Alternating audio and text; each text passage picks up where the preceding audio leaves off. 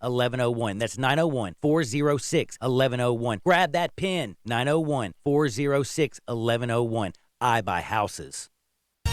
You love your pets, but you can't take them with you when you travel. So what do you do with Fido and Fluffy? Take them to Pet Suites. Pet Suites Memphis, Germantown, Collierville is now accepting reservations at their gorgeous new facility that accommodates dogs and cats of all ages. Complete with bone-shaped in-ground pools, indoor and outdoor play yards, expert care, and friendly staff. Book now and new customers get 25% off their first service. Pet Suites Memphis, Germantown, Collierville. 4520 South Forest Hill Irene Road. Pet Suites, your pet's new favorite place. We are real sports talk. Sports 56, 96.1, and 87.7. Available on your radio dial at 560 AM, 96.1, and 87.7 FM, as well as online around the world at sports56whbq.com. Take us with you everywhere on your phone or tablet by downloading the Sports 56 app, and at home, tell Alexa or Google to play Sports 56. If it's happening in the world of sports, we've got it covered. Wherever you are, stay tuned to Real Sports Talk. Sports 56, 96.1, and 87.7. We are Sports 56 WHBQ Memphis, WIVG-FM Tunica Memphis, and WPG-FLP Memphis. Flynn Broadcasting Stations. It's time for Sports Time with Wolo and Stacks. The first hour of Sports Time is brought to you by Lexus of Memphis. Here are your hosts, the voice of the Tigers, Dave Woloshin, and Brett Stotts Norsworthy.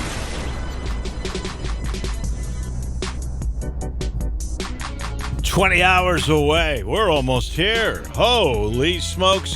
It's a Friday football day. It was kind of last week with high school football, and we'll be talking about that with our friend Glenn Rogers coming up in a little bit. But this is the day for a lot of prognostication. We begin a new thing thanks to First National Bank and Trust. At 5:30, we're going to give you the Friday football forecast, and that will include a little later in the year NFL games as well. But we will give you picks on area games, and then we will also give you a lock and a shock. That is my friend Brett Norsworthy's favorite thing, the shock stuff. And we're here. There's such a buzz. In part of the news, it'll be a little bit of my top story, not top story. And that is, at least as of yesterday, 38,000 tickets were sold. Now that is the 3,250 that Ole Miss purchased. That's all the Memphis season tickets. That's all the single game tickets. That does not include tickets sold today, walk up tomorrow, band. It does not include the student section, and the students have been known to bring a couple, 3,000-4,000 people because there are also student guest tickets. So I'm guessing this game will be in the mid-40s. Does that count young alumni tickets as well? That part I don't know. Because every year after you graduate, you get 2 free tickets to every home game. I think it will cobble together some shape, form, or fashion, approaching 48, 49, maybe even into 50. Look, when you get up tomorrow morning, you feel that forecast, and at kickoff, it's going to be around 80. At the end of the game, around 85. And look for the big guys out there wearing uniforms playing on that rug. It's going to be very, very hot. But if you're sitting up in the stands having something refreshing to drink. A favorite beverage.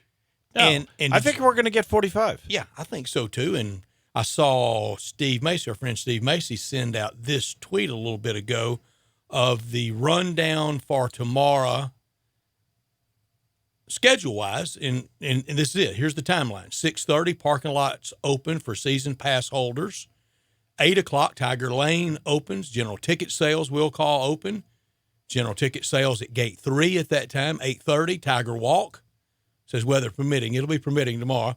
9 o'clock, Memphis Tailgate Concert Series presented by Landers in the Pipkin Hospitality area. It opens. And I believe Reagan Strange. The first one is Reagan Strange, the young lady who was that went a long, long way in The Voice just a year ago and has really made a name for herself. Daughter of? She's the daughter of Todd Kaczynski, who is the man who heads up Tiger Sports Properties in Memphis. And I can remember her, honestly, as, what is she, 14 now?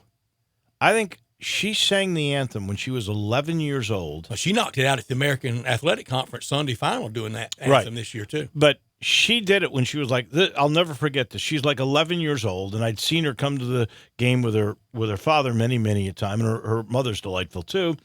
And but I remember her going and rehearsing because we're there when the anthem is rehearsed. I couldn't believe how good she was, and I thought, well, she's 11 years old now. Wait till there's 10,000 people here, and she'll be nervous. And the girl was never nervous, and she knocked it out of the ballpark. Yeah, at 9 o'clock, 9 to 10, happy hour, $4 draft beers until 10. 10 to 11, women's basketball team will be signing autographs and availability for them. 10:46, on-field pregame show begins with a flyover. 11:06 kickoff. One thing about 11 o'clock. What time is that flyover? 10:46. I bet it'll be that really big FedEx airplane that we saw at the golf tournament. And I mean, it's gigantic. One great thing about 11 o'clock kicks, we know we won't slide very late. No. Drew, at 3:15, one thing on the schedule, I don't see it. At 3:15, we got to do college football, pick the final four, the final two, champs, and Heisman Trophy winner. That's on the list for today as well. So we got a lot to do today, and there's plenty. Well, let's go over the itinerary. We will bring you here really momentarily. Before we even do top and not top, we will give you the college football prognostication, our Final Four, our Final Two, our champion. Okay? You're going to stay out of the Heisman stuff. I am going to stay out of the Heisman because I've got a vote, and I don't want that to be perceived a wrong way. Then we'll do top and not, and then Bruce Marshall, as always, at 3:30. And, of course, his words today are very important for everybody. At 4 o'clock, Peter Edmiston. Get his take on the Memphis Ole Miss game, too. Although it may be written behind me on the whiteboard what his picks are for this. Well, it's a lot up there. That's a menagerie, isn't it? I know. We'll also talk Grizzlies with Peter. It'll be fun. Then at 4:30, Glenn Rogers will be here. There's a bunch of really good high school games on the docket, and our coach from MUS will join us then. 4:45, the Ole Miss prognostication, and we're going to pick the order of the SEC East and West. I think we already know that from all the other picks, but we'll do that. We got to get Tennessee in here, too. We didn't do Tennessee yet, did we? Yeah, we're going to do Tennessee at about 3:47. Okay. And then at 5 o'clock, we'll do the Memphis schedule. We'll do the order of importance on the Memphis schedule as well. And then it'll be at 5:30, our new thing, brought to you by First National Bank and Trust, a thing called Friday Football Forecast. We're going to pick Memphis Ole Miss by the line. We're going to pick State and Louisiana Lafayette, Tennessee and Georgia State, Wisconsin and USF, Auburn and Oregon. Then we'll all give a lock. We'll all give a shock. And the shock, if it wins, gets double, correct? Gets double. Must be an underdog. Must win straight up to get double, and should be fun. I like my shock. I like mine. Because I think my shock can win. I like my lock. Which means I get double. I need to declare my lock now because my game for my lock kicks at 5 o'clock before we do the segment. Is that allowed, Drew? I'll allow it. Oh, of course. Anything you want is allowed. Dave, what do you want? I'm in a giving mood today. What do you want? Wow. What do you want, Dave? I want your cold to go away is what I want. I wanted to go away, too. Yeah, I'll bet you do. Okay. I'm going to take Army minus the 22.5 against Rice. That game kicks at 5 this afternoon. We'll see if Army is as good as they say. Pressure on the Army, isn't it? A little bit. You know, when you run the last time we said that? When you run that offense, 22.5-point spread's big. But the best time to play that offense is opening day. Oh, no question. No question. You've had times to prepare. That's for certain. So we will see about all of that. That is our lineup. So before we do top and not, didn't you want to do the college CFP Final Four, Final Two, and champ and Heisman for? I got a little upset in okay. Actually a couple that I'm not sure everybody will have in their Final Four. Go right ahead. All right, so I think Clemson will be in the Final Four. I know that's one the whole that Western is not civilization except for me has that. That is correct. I have Alabama in my Final Four. I know you do. I do not have two SEC teams in there because I think Georgia's going to end up with 2 losses. They're going to lose one in the regular season. They're going to lose to Alabama in the SEC championship game. That'll knock them out. I think Texas is a surprise team that will be in there. I think Texas with Erlinger, their quarterback, You have Texas as your 3 seed, so Clemson 1, Bama 2, Texas 3? No, actually, it's 1 versus 4 and 2 versus 3, right? Mm-hmm. So I have Clemson 1, Alabama 2, Michigan. It's their turn. This is the year. I've got Michigan 3 and Texas, not Oklahoma, as my number 4. Let's face it, the Pac-12 is clearly, and I'll have in top and not top, I will explain. That really is, it should be the American as the 5th Power 5, and the Pac-12 is the group of 6. Of course, it's not.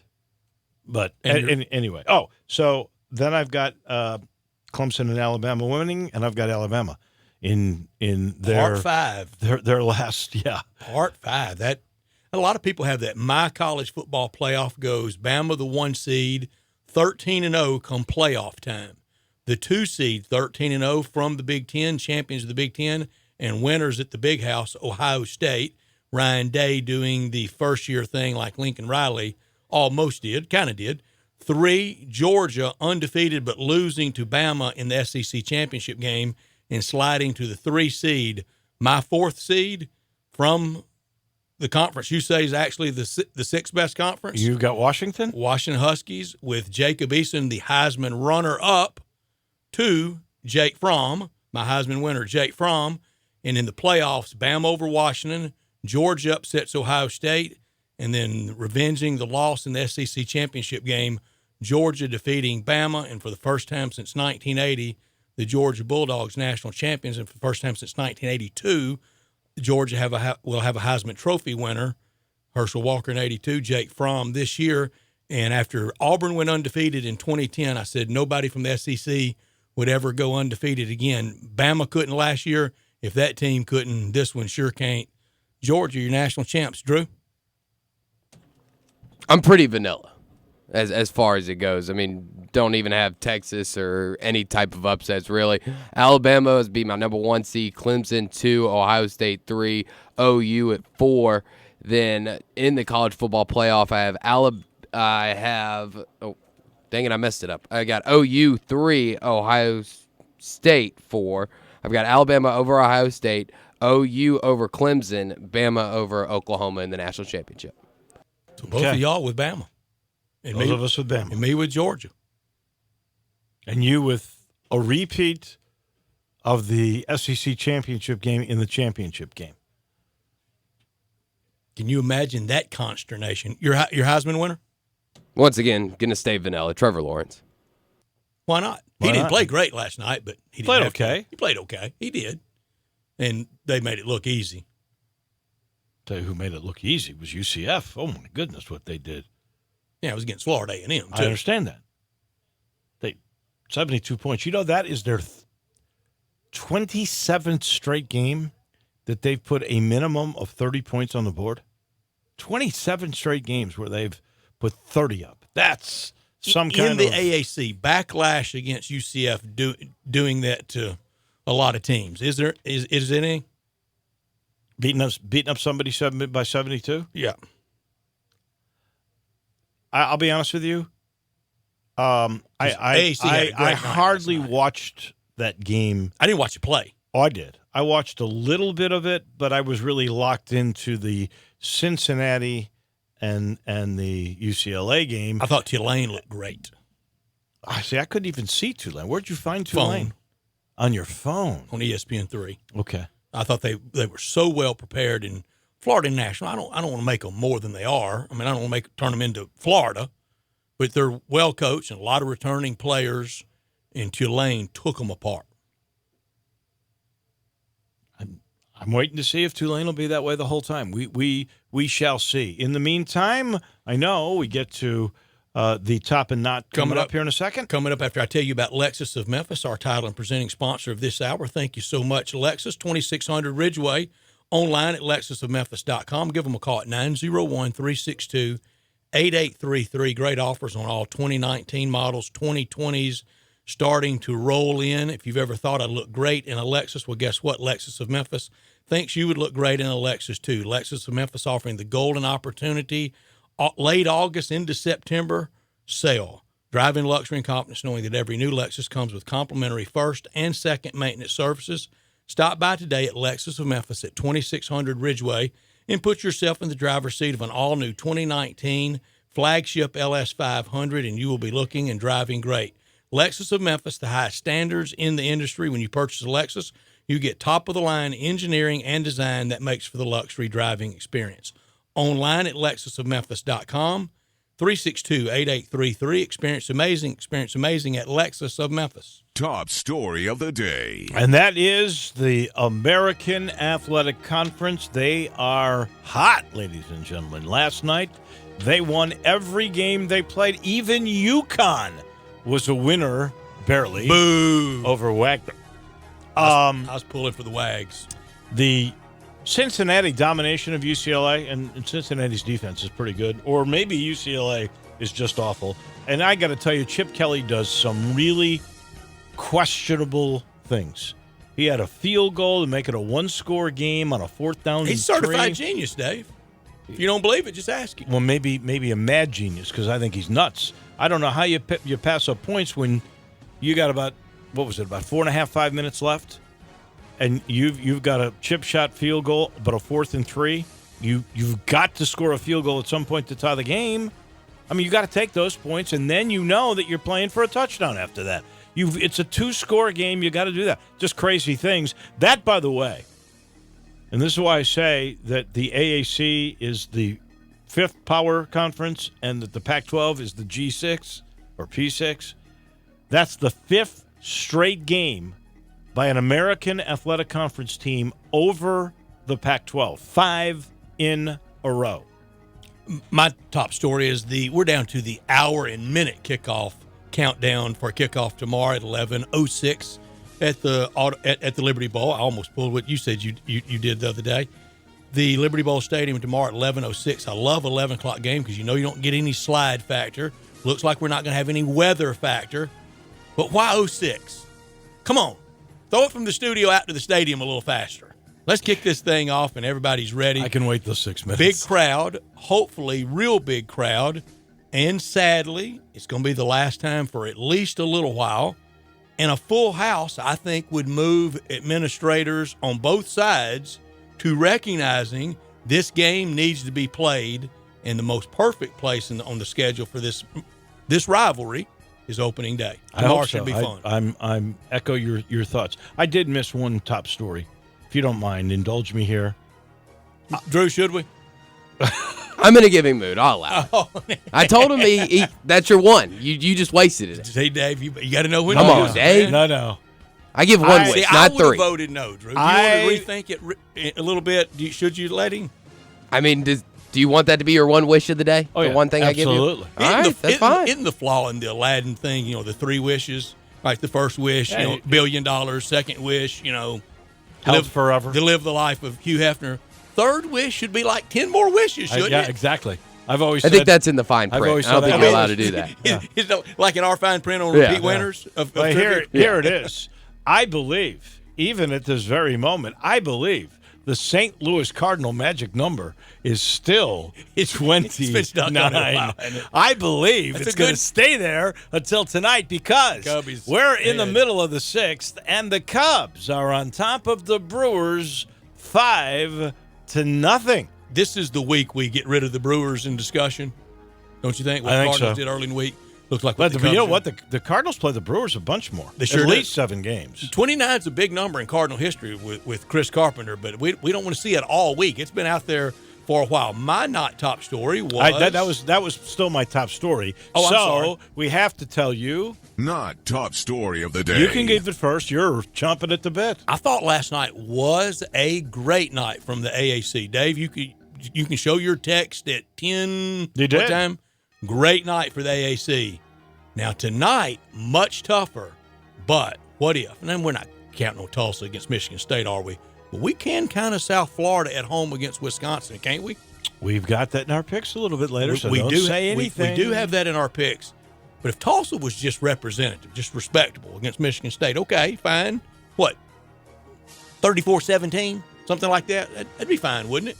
Anything under 14, I think. Mm-hmm. And then South FLA pulled the upset, and then what looks like could be ahead in the weekend. Mike Oresco's dream opening weekend started last night. It started last night. There is no doubt about it. My not top story today, Cowboys fans must be a little nervous because Jerry Jones is now saying, Ezekiel Elliott will miss more than just the regular season opener. He could miss many regular season games. But if you're a Memphis fan and a Cowboys fan, you're going at least Tony Pollard might be your starter. And start 3-0, how much you going to miss Zeke then? Well, you might not then. It'd be awfully good if you got off to that kind of start with Pollard, knowing that Zeke's around the corner and that you've got that tandem, that would make you feel really good. Zeke back at playoff push time, really, really fresh, really healthy. And unlike Le'Veon Bell last year, he took it up to 0 hour because it was final year on the deal. It's 2 for Right. Ezekiel Elliott. Yeah. That's a lot different dynamic. Also, I must say I wasn't going to watch any of the NFL football last night, but I on watched some of the Bears Channel and 30, Titans. the Bears and Titans were. I was just glad to playing. have Channel 30 back, so I watched some of it. Oh, yeah. That was good at the last second, as you And say. going to see they Charles saved the Davis. day. Yeah. And Charles Davis did a heck of a job. The play-by-play guy was pretty good, too. Yeah. I'm sure who he was. Dave, I'm not kidding you. I'm But not I'm being glad these exhibition games are over because that was a snoozer. I'm watching these college games. They're playing their well. Some of them weren't so good, but at least they're playing their It was hearts pretty out. good college night, but I turned it on there. Dave, I know you fell in love with them because you grew up a block and a half from where they played. Those Bears uniforms, and last night the lighting The hits greatest. those Yeah, uniforms they do. so well. It's unbelievable, and it was such a contrast in uniform styles too last night. Titans, get locked in on something and stay there. The Chicago uniforms, you think about it, the Bears Oh, the Cubs pinstripes and are the Cubs pinstripes. What about the greatest sweater in all of sports, the Chicago Blackhawks? Well, the Bulls Fashion traditional home sense, whiteys. baby. I like that too. Yeah, no doubt about it. Those are your top. Well, y'all and got it not right top on the stories of the uniform day. schemes. And We do. We got it right in a lot of things. We were just going over as in my childhood how many championships there were. Blackhawks in But Dave, '61. Dave, your childhood was many a moon ago. Well, there's only one team that didn't pull their weight, and They have finally lately. came through. Yeah. And, They and keep all that making weight the made it playoffs, worth by it. the way. I don't know about that other team in red. 29, that magic number has stayed there, hasn't it? It stayed there a long time. It could move to a negative. It could move to an elimination number. Cardinals have 4 against the Reds this weekend, 1 tonight, double dip, day-night doubleheader tomorrow, and then a game on Sunday. We do want to let everybody know we had such a great time at the Spirit Shop that we're going to be back there on Tuesday before the Wednesday. Navy game. It's Wednesday before the Navy game? This guy's always a step ahead of me. I clarified with Eddie when I left. It will be that Wednesday. It'll be the Wednesday. Okay, and that'll be a lot of fun. But it was a will lot be. of fun there. Oh, it And was a if blast. you're getting ready to just stock up for tailgating, if you're getting ready to stock up for tailgating tonight at high school football games, this is the place. It's so convenient, right? Poplar between Mount Moriah which is Mendenhall over there, and Perkins. It is right at St. Nick, which is a hop, skip, and a jump from Clark Tower. You've seen it before. We It's the kicked little off log golf cabin. tournament week there. We kicked off Memphis Ole Miss week there.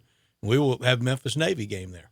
I guess that is kicking off conference play. Mm-hmm. Is it not? Yeah, it is. So we kick off significant things at the Spirit Shop, and you can kick off your weekend in a significant way, too, with either premium or bargain spirits. And they've got them all, from tequilas and bourbons and vodkas and even toddies, which we saw from Old Dominic's, to great wines or the next great wine that may be there. And now you can get it at a great price. And all you got to do is talk to Eddie Conner about it. He can steer you in the right direction. He knows what's going to take off. He's always got deals on things. It's the best way to bring in the weekend is with one quick stop with great service. The Spirit Shop with all the wine, even the beer, and the accessories that you could find. Again, Poplar and St. Nick, that little log cabin we've all come to love. We take a break, and when we come back, the man who really knows prognostication, the man who's been golden in Las Vegas with the gold sheet for 30 years. That's Bruce Marshall, and he's next on Sports Time with Wolo and Stats. Get happy with Johnny Radio's Happy Hour. Weekday afternoons from 1 till 3 on Sports 56, 96.1, and 87.7. Stop. Pick up your golf clubs. Head to my favorite place, Vantage Point Golf Center, 9580 Macon Road in Cordova. Open 7 days a week. Vantage Point Golf Center. They got it all. Top Tracer powered by Top Golf. Track your shots like the pros. You know exactly where you hit the ball. Have a beer, eat a sandwich, and relax. Over 50 grass spots and fully lit for nighttime. There are 18 holes of mini golf. It's fun for the whole family. Visit Vantage Point Golf Center. They've got it all. 1 mile west of Houston Levee. Sir Edmund Hillary was the first person to conquer Mount Everest. The first time he tried, he failed. He was knighted by the Queen of England, and at the gala occasion, on the wall behind the head table, was a huge picture of Mount Everest. The people gave him a standing ovation for even daring to attempt the climb. When they ceased applauding, Hillary turned his back to the audience, faced that picture of the awesome mountain, and said, "Mount Everest, you have defeated me once, and you might defeat me again, but I'm coming back again and again, and I'm going to win because you can't get any bigger, Mount Everest, and I can." What an attitude. What a difference it would make if we would say when we face the mountains in our own lives, you may defeat me once, you may defeat me twice, but you're not going to defeat me forever. I'm coming back and I'm going to win because you can't get any bigger and I can. I'm Shane Stanford from Christchurch, Memphis. Remember, you matter. Visit ChristchurchMemphis.org. Grizz Nation, all new 10, 22, and flex packs for the Grizzlies 2019-2020 season are on sale now. Big savings and guaranteed seats for the Lakers, Pelicans, Warriors, and more, starting at $12 per game. Get yours today by calling 901-888-HOOP or shop Grizzlies.com. If you're the owner of a company and you're tired of a dirty office building, or maybe you're tired of dirty restrooms, or floors and carpets that are filthy, or windows that you can't even see through, I've got a solution. Let Trinity be your cleaning solution. Trinity Professional Services. They're putting professionalism back in cleaning. They specialize in stripping and waxing and buffing floors, in cleaning carpet. Just make it seem like it's spring outside. Window cleaning where you see through and everything shines.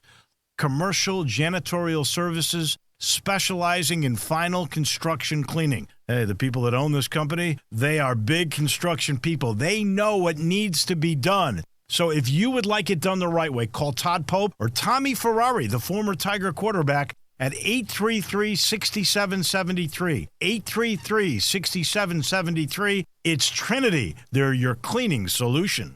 Got something you want to get off your chest? You better have a backup plan. Want to join the conversation? Someone needs to tell him he has to grow up. Join us on the First Bank phone lines at 360-8255 or the First Bank text line at 67129. Now, back to Sports Time with Wolo and Stats. This hour of Sports Time is brought to you by Lexus of Memphis. Here once again are Dave Lochin and Brett Norsworthy. I brought extra clothes. I'm just going to stay with you tonight. Is that okay? Absolutely. You want to go swimming? Nobody else uses my pool, Dave, and I got it perfect. It's pristine. I only swim in the nude. I'm sorry. Okay, I'm sorry, folks. I know that's a bad visual. That's definitely we're trying to attract listeners. Too much information. Drew, that kind of stunned you, didn't it? Maybe a little queasy. I never swim in any pool, public or private, unless it's all natural. Sorry. So if you can't allow that, I won't stay. I have a lot of chlorine in there. Gail and I won't be watching. That's for sure. Nor will we be. I guarantee you, my friend Dave Hodges right now is going, he's not kidding. He's not kidding. We love this time of year. We do. Not just because of the games themselves, but the anticipation, which we have had so much this week and all today. We're still. I'm not sick of down. it. Are you? I'm not. I'm not like, good Lord, let's play this game. I'm not. I love the 0-0 march to college football. Right. I love the August, the happiness of everyone. You know, we're going to go this and we're going to do that. I like that. I don't mind it. But I am ready. But I know for it's it. not reality. I really am ready for it. Yeah. Because I think it's going to be a great game. I don't know what Bruce Marshall from the Gold Sheet is thinking about. We got plenty on the platter here, and if you want to text us with a game that you're interested in for Bruce, 67129 on the First Bank text line. 27th year for Bruce with you. He started with you football season fall of 92. You guys would know better than me. Bruce Marshall, what year is this for you with us? Brett's right. We started in 92, so 28th season, actually. Yeah, so, 27 in the Seems books. like yesterday. Yeah, and glad. Well, you're better than my 401k, for goodness sake. You know. And Bruce, I can remember the first time I ever heard you. I want to say on Ron Barr late night radio. Ron Barr, summer of 90, 91 maybe. Where is Ron Barr now? Still in San Fran. Is he really? Bruce is still with him. Were you on with Ron Summer in 91? I started Ron Barr the same year, 92. 92. And I'm still doing stuff with him. We just did by the way, he'll be in Korea next week. Doing his shows over there. Wow. But yeah, that's when I started with Ron Barr in 92 as well. Ron Barr, very nice man, was with him out at the Super Bowl in San Francisco. And I told him the first time I ever heard his show and the first time I ever heard this guy, and I knew the Gold Sheet forever. We used to have a collection to put it all together to subscribe to the Gold Sheet at Fayetteville. And it would show up at 110 Stadium, and we would read it, Sports Bible that it was, and the information. But I hear this guy named Bruce Marshall, and I'm going, holy, you know what? Mm-hmm. This guy is off the chain, brilliant, and you are, Bruce. Well, thank you, Brett. By the way, the one Ron Barr interesting story, the Cal Stanford game in '82. He was the Stanford announcer for TV. All we hear is Joe Starkey's call on the Cal side. Right. Well, Ron Barr was calling the Stanford. We never hear the Stanford call that sure game, don't. and it was Ron calling it. Yeah. Well, Ron's a heck of a gentleman, a heck of a talent, no doubt about it. So, are we your two longest running shows? Yeah. Okay. Yeah, you guys are 92, both of them, and But next to me being married, those are my longest running gigs. and Joe Starkey, in 2007 on New Year's Eve morning, I went to the Armed Forces Bowl out at TCU to watch Cal and Air Force play. The next morning went to the Cotton Bowl to Arkansas and Missouri, and Joe Starkey was there doing the Cal games, and I got him to sign my program that day. Joe, the band is on the field, Starkey. He's still doing Cal. He's still kicking away. I'm going to see him in Oxford in 3 weeks. That's great. All right. Yeah. Tell us who you love. Let's start with the Memphis Ole Miss game. Let's not wait till the end for that. Everybody wants to know what you think and what the Gold Sheet thinks about this game where Memphis is favored. I believe the line right now is 5.5. At one time when it first opened a long time ago, I believe it was listed as a 7-point Memphis line, down to 5.5. How do you view this game that we're all just on edge for? Yeah, they have. This number has dropped a little bit in the game, and it was up around 7. So there's some Ole Miss money that's been coming in, and so it surprised me a little bit. But maybe just a lot of people aren't used to laying points with Memphis against a Power 5 football. But Memphis has beaten a lot of these teams in recent years at the Liberty Bowl, including Ole Miss a few years ago when Paxton Lynch was there. I think there's a few things to look at here. And we weighed this into our prediction on the game. One, we think Rich Rod's going to make a positive impact at Ole Miss. I mean, he's back in his wheelhouse as an offensive coordinator. That's what he does best.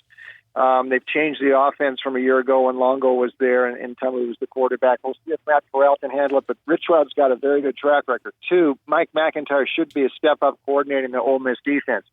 3, Memphis is potent. I'll tell you what bothered me about Memphis, though, and you guys, too, watching them.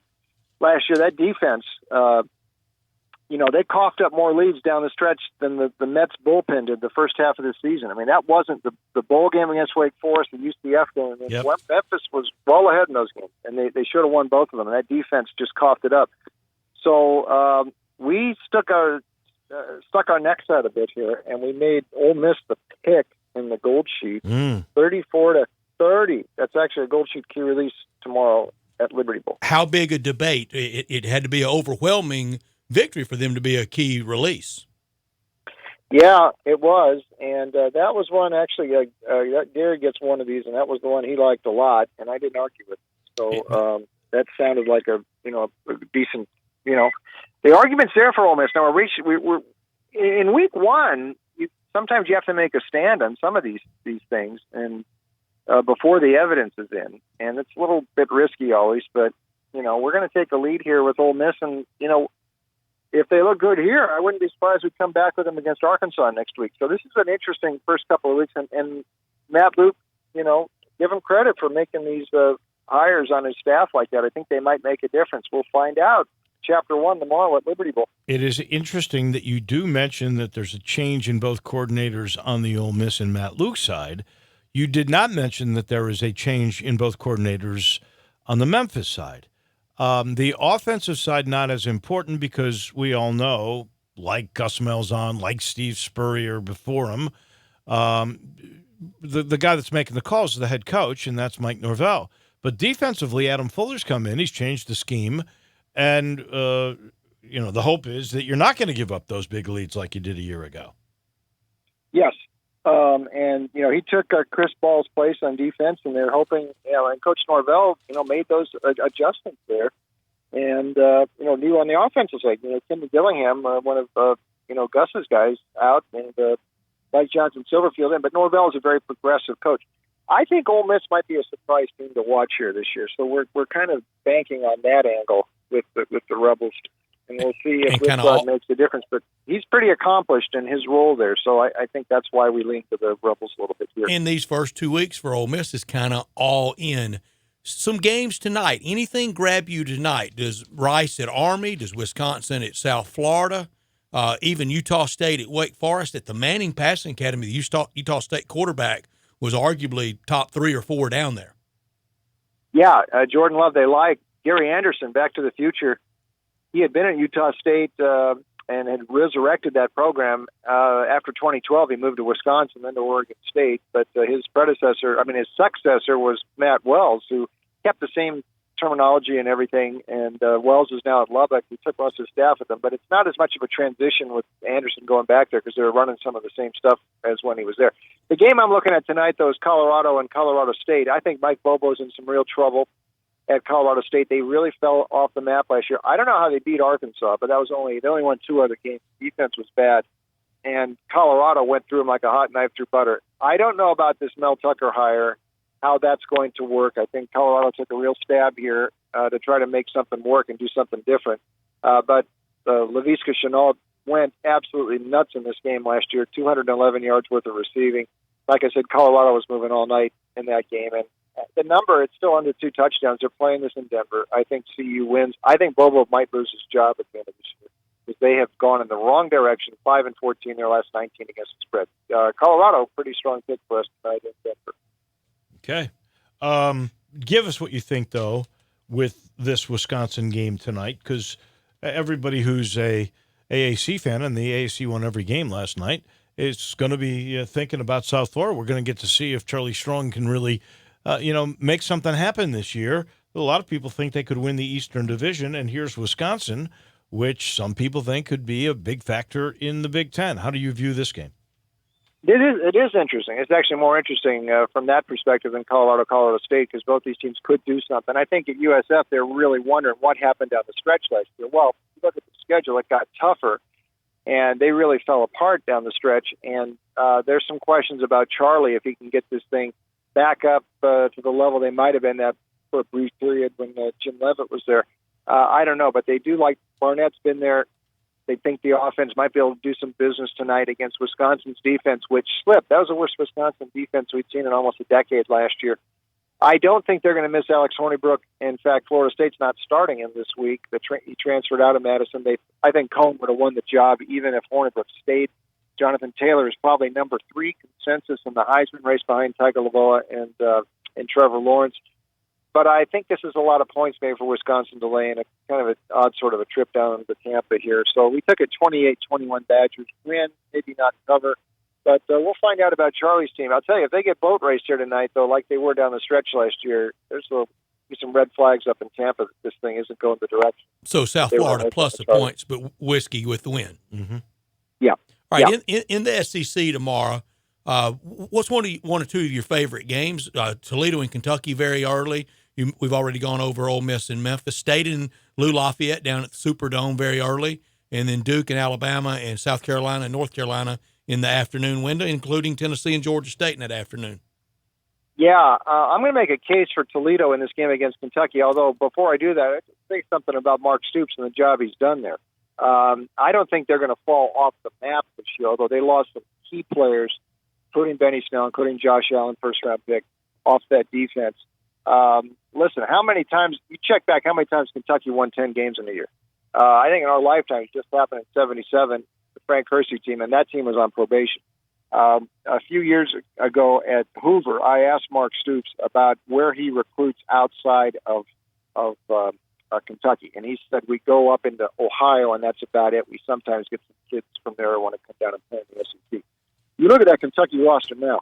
They got kids in there from the Tidewater. They got kids in there from the Carolinas. He has expanded his reach, and that net goes a little bit further now. So I think he's upgraded the whole thing, and that's why I don't think they're going to drop off the map this year. But having said that, they've been a poor home favorite. Poor. That's being generous. They've dropped their last 9 laying points in Lexington. They've dropped their last 10 against the number against non-SEC teams at Commonwealth Stadium. They've only got so many bullets they can fire with Coach Stoops.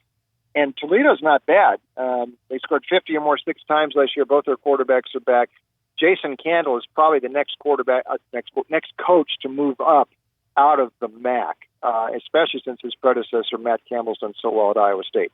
Live dog Toledo. We're going to take the points at the Rockets, definitely. I don't know if they can pull the upset, but you're getting about 12, and that's plenty enough to give us a recommendation on the Rockets tomorrow in Lexington. Okay, so Kentucky wins, but an easy cover for Toledo. Obviously, the biggest of the intra-conference games here is the Oregon game, and that's with Auburn, and that's on a neutral. How does the Gold Sheet see that one? Yeah, we end up with a pretty strong opinion on this and stuck our necks out again, but you got to do that in week 1 sometimes. I need to be convinced on Oregon, and I know they had 3 coaches in 3 years and changing systems, and maybe Cristobal gets this thing back to where it was. I was a very soft 9-4 last year. The non-conference schedule was weak. Bowling Green, Portland State, San Jose State, all in UT. Now A&M pulled out of the game, but nonetheless, it was very weak. They were only 5-4 in a watered-down Pac-12. I mean, if they were that good, they wouldn't have gotten boat raced at Arizona. They wouldn't have lost at home to Arizona State. They wouldn't have got whipped at Washington State. They wouldn't have blown that game to Stanford. The bowl game set football back about 50 years. The game against Michigan State was a horrible game, 7-6. So I know Herbert's good, but, I mean, if you're basing this Oregon, all this hype, it can't be based upon their performance last year. They weren't that good. I mean, they're okay. They weren't great. I'll take Gus. He's back in his wheelhouse calling plays. Reassumed that for the bowl game against Purdue, and they look great. We heard it could be Bo Nix or Gatewood. It's going to be Nix. They think both those guys are going to be able to handle it. Nix comes with sparkling credentials. And one other thing, I don't want to just lump this in with the Pac-12 thing versus SEC, but in bowl games the last 3 years, the Pac-12 3-19 against the point spread. This isn't a bowl game, but it's a high-stakes intersectional, very similar to a bowl. Can't ignore that sort of a record until it changes a bit. And by the way, the Pac-12 hadn't looked all that good thus far, except for Utah, which we thought would be good. But UCLA, Arizona, I'm not taking the Pac-12 against the SEC until further notice. So Auburn 34-19, another Gold Sheet key release, and Gus comes out ahead, we think, tomorrow in Arlington.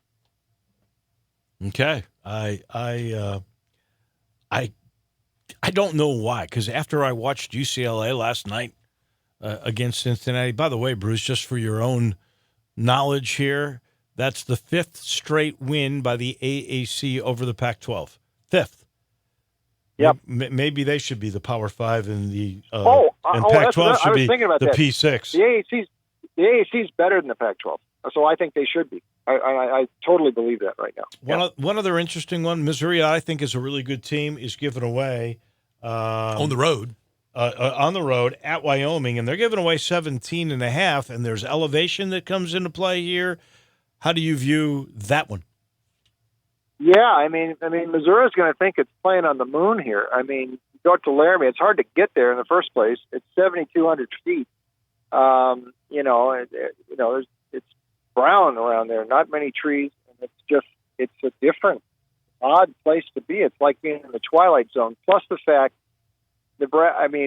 Craig Bohl is running a 1960s Nebraska offense. So Barry Odom should have gone back and looked at game films when Dan Devine coached Missouri against Bob Devaney in the late 60s. That's what he's going to be going up against here. But Bohl has been kind of scrappy here at home. They haven't stepped up all that well, but you're getting so many points. He likes his quarterback, Chambers. I don't know if he's as good as Josh Allen was a couple of years ago, but he runs this little quarterback option stuff that Bohl likes. They're kind of an awkward team. Missouri, Kelly Bryant's first game. Missouri will, again, win, but this is a lot of points. We had it 28-20 Mizzou. By the way, I keep an eye on this situation because they're still appealing this NC2A penalty, which I thought was way overboard. And if they can get that reverse in time and restore bowl eligibility, it could be a three-team race in the SEC. They'd be the third team, but I think they could be heard from. They'll win tomorrow, but maybe not by enough. That's an odd trip out to Miami. Real quick before we go up front, what's your Final Four? Who wins the championship? Alabama, Clemson, someone from the SEC, and Texas. That's fine. Sticking my neck out here. I'm going to pick Clemson again. I think they're the best team. I think Trevor Lawrence is the best quarterback since Andrew Luck, and I mentioned Andrew Luck, but I think he is the bomb, and I'm picking Clemson this week. Just so you know, I had Clemson, Alabama, and Texas in there, just like you. I had Michigan. I think Michigan's it's if it isn't this year for Michigan, I'm not sure when it'll be Michigan's year. Thank you, Bruce, as always. And how do we get more of you? Goldsheet.com, new issue out right now. First NFL issue next week. My picks are there. Also, Vegas Insider, DonBest.com. Thank you much, Bruce. Have a great weekend. Enjoy. Thank you, guys. You too. We shall. No doubt about that. By the way, somebody was kind enough on the First Bank text line at 67129 to let us know the flyover is not going to be FedEx, which I thought it would be. It is going to be F-16 fighter jets. 2 8-10 Warthogs will be part of the flight. Well, somebody said 8-10 Thunderbolts, then the other one said 8-10 Warthogs. Maybe those are the same things. I have no idea, but I do know it's fighter jets, and it is not going to be the big FedEx airplane that we saw at the WGC FedEx Invitational. We take the break. When we come back, we'll put a wrap on this hour number 1 on Friday of Sports Time with Wolo and Stats. Sports 56 now has 2 FM homes. You can now find real sports talk on 96.1 as well as 87.7 on your FM dial.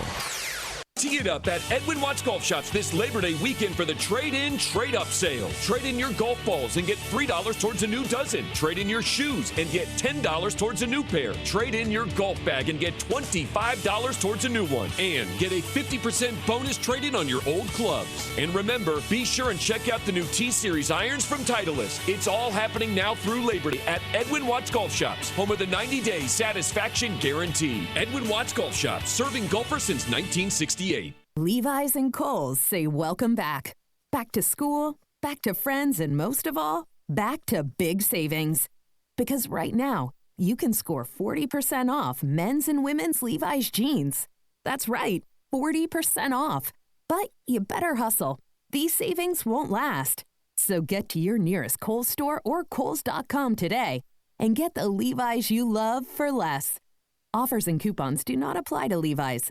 Exclusions apply. Tee it up at Edwin Watts Golf Shops this Labor Day weekend for the trade-in, trade-up sale. Trade in your golf balls and get $3 towards a new dozen. Trade in your shoes and get $10 towards a new pair. Trade in your golf bag and get $25 towards a new one. And get a 50% bonus trade-in on your old clubs. And remember, be sure and check out the new T-Series irons from Titleist. It's all happening now through Labor Day at Edwin Watts Golf Shops, home of the 90-day satisfaction guarantee. Edwin Watts Golf Shops, serving golfers since 1968. Today, business happens here, and virtually anywhere. Because today, innovative companies are reinventing the way business happens, and they need people who can keep up. With the expertise and technology to get packages to over 150 million delivery points. So, who can help you deliver the future of commerce? The United States Postal Service. See why we deliver more e-commerce packages to homes than anyone at USPS.com/future. Now, back to Sports Time with Wolo and Stats. This hour of Sports Time is brought to you by Lexus of Memphis. Here once again are Dave Woloshin and Brad Norsworthy. Welcome back into the Family Leisure Studios. This could be it. I got to check with Billy and Lindsay and everybody. I think the end of the clearance liquidation sale is coming up here at the end of Sunday. And, this has been a good one. Pools as low as $1,999. Patio furniture at $1,299. Swim spas, the big ones, under $1,000, and still enough time to enjoy all these toys. We've still got a couple of months of swimming weather for sure that'll be out there. And if you invite Brett over, you can see him on Natural, too. So it's cool. Make sure you Belly get buster. to I-40 and Wooden Road, 70,000 square feet of family, of fun, and If it's a family leisure pool, I'll put on trunks. Okay. I'm really decorum will prevent. Really glad to hear about that. 3 teams left to pick: Tennessee, Ole Miss, and Memphis. Tennessee Vols. You ready?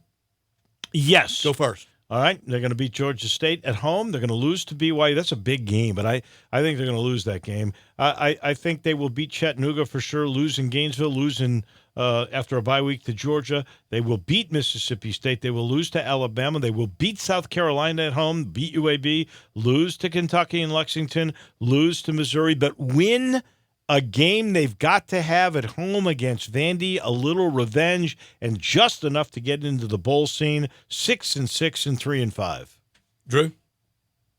I've got them starting off with 3 wins against Georgia State, BYU, and Chattanooga, losing at Florida, losing at home against Georgia, beating State at home, losing to Alabama on the road, losing to South Carolina at home, beating UAB at home, losing to Kentucky, losing to Missouri, and like I said earlier in the week, Vandy's got their number.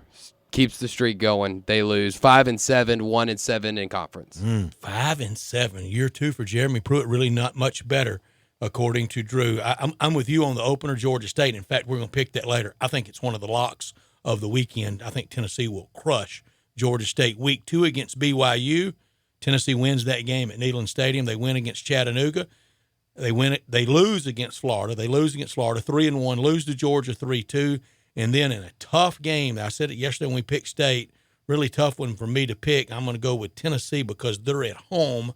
They defeat the Bullies in Knoxville. Then they lose on the 3rd Saturday of October to Bama, lose to South Carolina, defeat UAB, who had – what was that final score last night? Did you see a UAB final? They were scuffling at one point in their game. I did not see the final, but I know they against won. Alabama State. That Tennessee beats UAB. They defeat Kentucky. They beat Kentucky. Okay. They beat Kentucky. In Lexington. They win in Columbia against Missouri, Ooh. and they win to close out the year. 8 up, 4 down for Tennessee. Are you presuming that Missouri will not win any appeal and they will not be bowl eligible? Because if that game has meaning to them, I don't see how they beat Dave, isn't that Missouri the and classic Mizzou, no pun intended, show me with the NCAA? You going to believe anybody gets relief from the NCAA until you see the verdict After rendered? what they did with Mississippi State, I'd certainly think that they have to rethink it.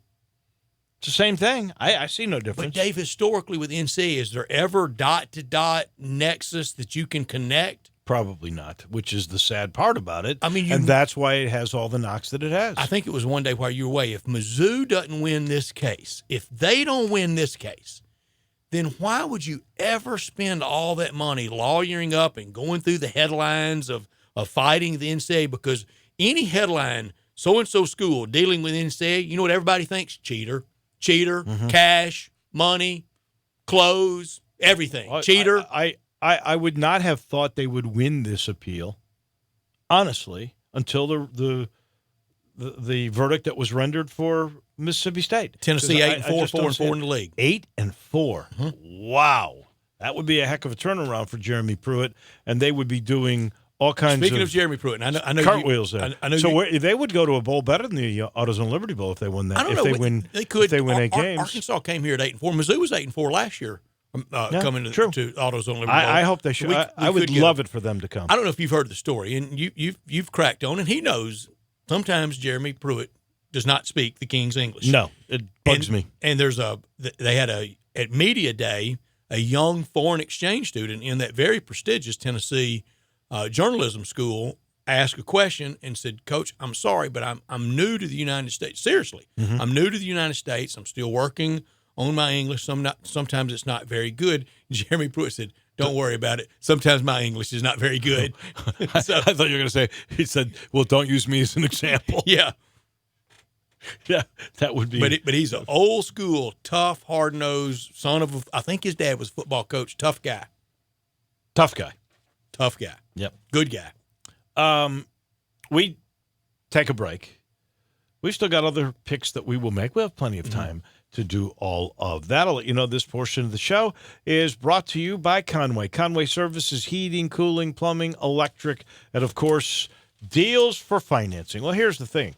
It's never a good time, especially in August, September, even October, for your air conditioning system to go bye-bye, to go away. It really isn't. And that's why John, he knows that. He always comes up with financing options. And right now, here's the great thing, $99 a month, and that's for a brand new 2019 technology Carrier.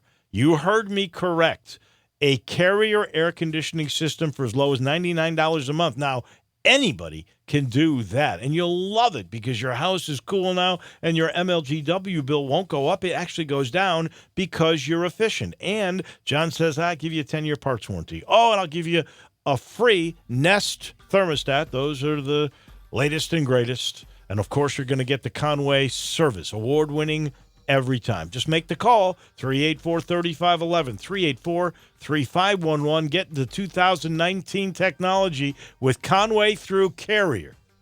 That's Conway Services, heating, cooling, plumbing, and electric. Back in a minute. Hour number 2 of a fabulous Football Friday on the way.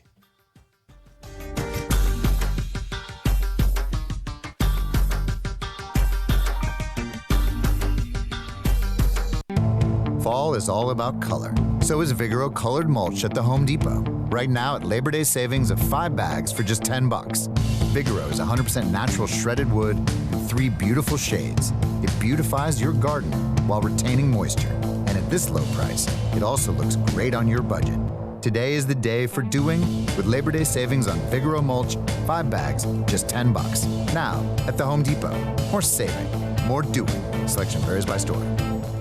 Hi, folks. Bob Burkheimer for Sunrise Chevy. The Sunrise Chevy Ranch has over 500 new vehicles to choose from with interest low as 0% and rebates up to $7,500. A $5 million used car inventory specializing in late model GM certified and cars and trucks under $10,000. Bad credit, bankrupt, slow pay, it's okay. Sunrise gets you financed when no one else can. Check out the inventory and apply online at sunrisememphis.com or call us on the phone. Come in and see us, go online or call. Any way you do it, we'll save you money at the Sunrise Chevy Ranch, partner. 385 in Houston, Levy, and Collierville. Find new roads. Duncan Williams Investment Bankers presents Toby Keith at Live at the Garden this Saturday, August 31st at the beautiful Memphis Botanic Garden. How do you like me now? One night, Toby Keith, all the hits. That was 1,452 beers ago. With opening act High Valley. Tickets on sale now at Ticketmaster.com. For more information, visit liveatthegarden.com. Doors open at 6:30. Show starts at 8:30. Also presented by FedEx, True Green, Infinity of Memphis, Regions Bank, Radiance, Pro Show, Mahaffey Tent, and PDR. That's Toby Keith at Live at the Garden this Saturday, August 31st at the Botanic Garden.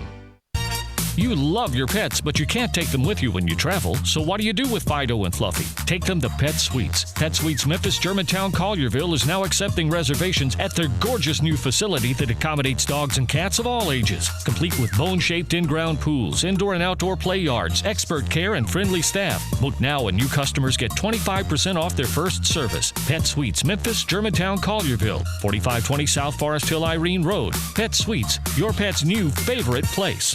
You already know you can listen to Sports 56, 96.1, and 87.7 anywhere with the Sports 56 app or at sports56whbq.com. But you can also keep up to date with everything going on by keeping up with Sports 56 on social media. Be sure to follow us on Twitter, Facebook, Instagram, YouTube, and Twitch for information on breaking news, chances to win prizes, and video of all the shows. Don't miss out on anything that's going on. Stay in touch with Sports 56, 96.1, and 87.7 on social media.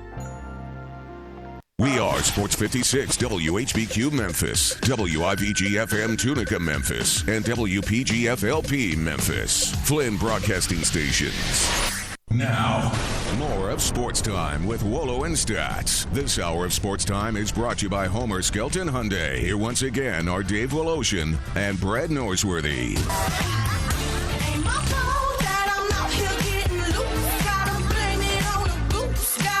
Welcome back in. It is a fabulous Football Friday. Don't forget, bottom of this hour, Glenn Rogers Jr. in the house, and there's a lot of good high school football games this coming weekend. In fact, is Germantown playing today? Peter Edviston, are you preparing? Are you about to go on the He's air always prepared. with a Germantown high school Red Devil thriller tonight? Yeah, it should be a good one against Cordova. Game of the week. We got John Varlas of the Daily Memphian, Carly Thompson of the Commercial Appeal going to be there. So really all the who's who of the preps world in the house tonight. We'll have it on 96.1 and 87.7. Should be a good one. So this one will be better than last week's, I take it. That was just 50. Well, from a competitive standpoint, 50 to certainly, zip. I would hope Yeah, so. 52 zip. All right. Can or we want to jump right into Grizzlies? May I ask one high school football question? Yeah, and I want to ask a Memphis Ole Miss question. And I may ask this of Glenn as well. Peter, last year, and I went to like 4 high school football games last year, and 2 of the 4 got into the sportsmanship rule. What do you think of this? All right, 35 to nothing right now starts the clock. Let's lower it to 30, and once it gets to 45, we knock a minute off whatever quarter they're in, and once it gets to 50, we knock 2 minutes off, and it's time to go home. You're not coming back from that deficit, and nobody's learning anything. Does that make any sense? Well, yeah. I mean, first of all, the 35-point rule only applies in the second half. So if it's first half, it could be whatever, and it doesn't matter at this point. Honestly, like that problem tends to solve itself for the most part, just because in many instances that I've called games where they've been in that kind of a range where it's been 40, 50 or whatever, one of two things tends to happen. Either the coaches get together and kind of just say, look, this thing is not great. Can we knock some time off the clock? I've seen the clock, mutually agreed upon going down to 8 minutes, 7 minutes. I've had a quarter knocked off one time completely, one a particularly crazy instance. And the other thing is that the officials tend to be pretty liberal with that running clock. Even, let it run through stuff it shouldn't run through. The officials kind of know, okay, yeah. We all know the drill here, and no one gets too upset about it. So I think that on the ground, people are kind of implementing some of the stuff you're talking about without necessarily having to put it in writing. I have watched all week all the predictions, and almost everybody to a man has picked Memphis in this Ole Miss game. Bruce Marshall just picked the Rebels by 4, 34-30. Barrett Saleh did on Greg and Eli's show as well. He to win. picked Ole Miss. I did not hear your show this morning. What way are you leaning in this game? Well, I think I think it goes one of two different ways. Either Memphis wins in a blowout or Ole Miss wins a close game. I do not think Memphis will win a close game. I think we've seen issues with the Tigers against good teams in close contests late. I don't think that would bode well for this team and for where they are right now. But my prediction is that the Tigers will jump out early and often and win comfortably. I think it'll be I said a 2-touchdown win for the Tigers, something on the order of 48-34 or something. It'll be a high-scoring game. It'll be a fun game for the neutral to watch. And I think it'll be a fun game for Tiger fans to watch. If it gets close, though, I would start to worry a little bit. Okay. And that, again, is 11 o'clock tomorrow. All this suspense will finally come to an end. We play this game. There was a nice story today on ESPN that talked about how the USA men's team, after they lost last week to Australia, which snapped a 78-game USA win streak in international competition, that the team has really come together. They won, I guess, a game or two since then, but they had like a players-only dinner. They weren't being mad about anything with the coaching staff. They just sort of wanted to be by themselves, players only. And Greg Popovich said he loved it. It was a great thing. This thing starts on Sunday. Will the USA actually win this tournament? Well, I think so, but, as we saw against Australia, Patty Mills had a huge game, 30 points, and really played well.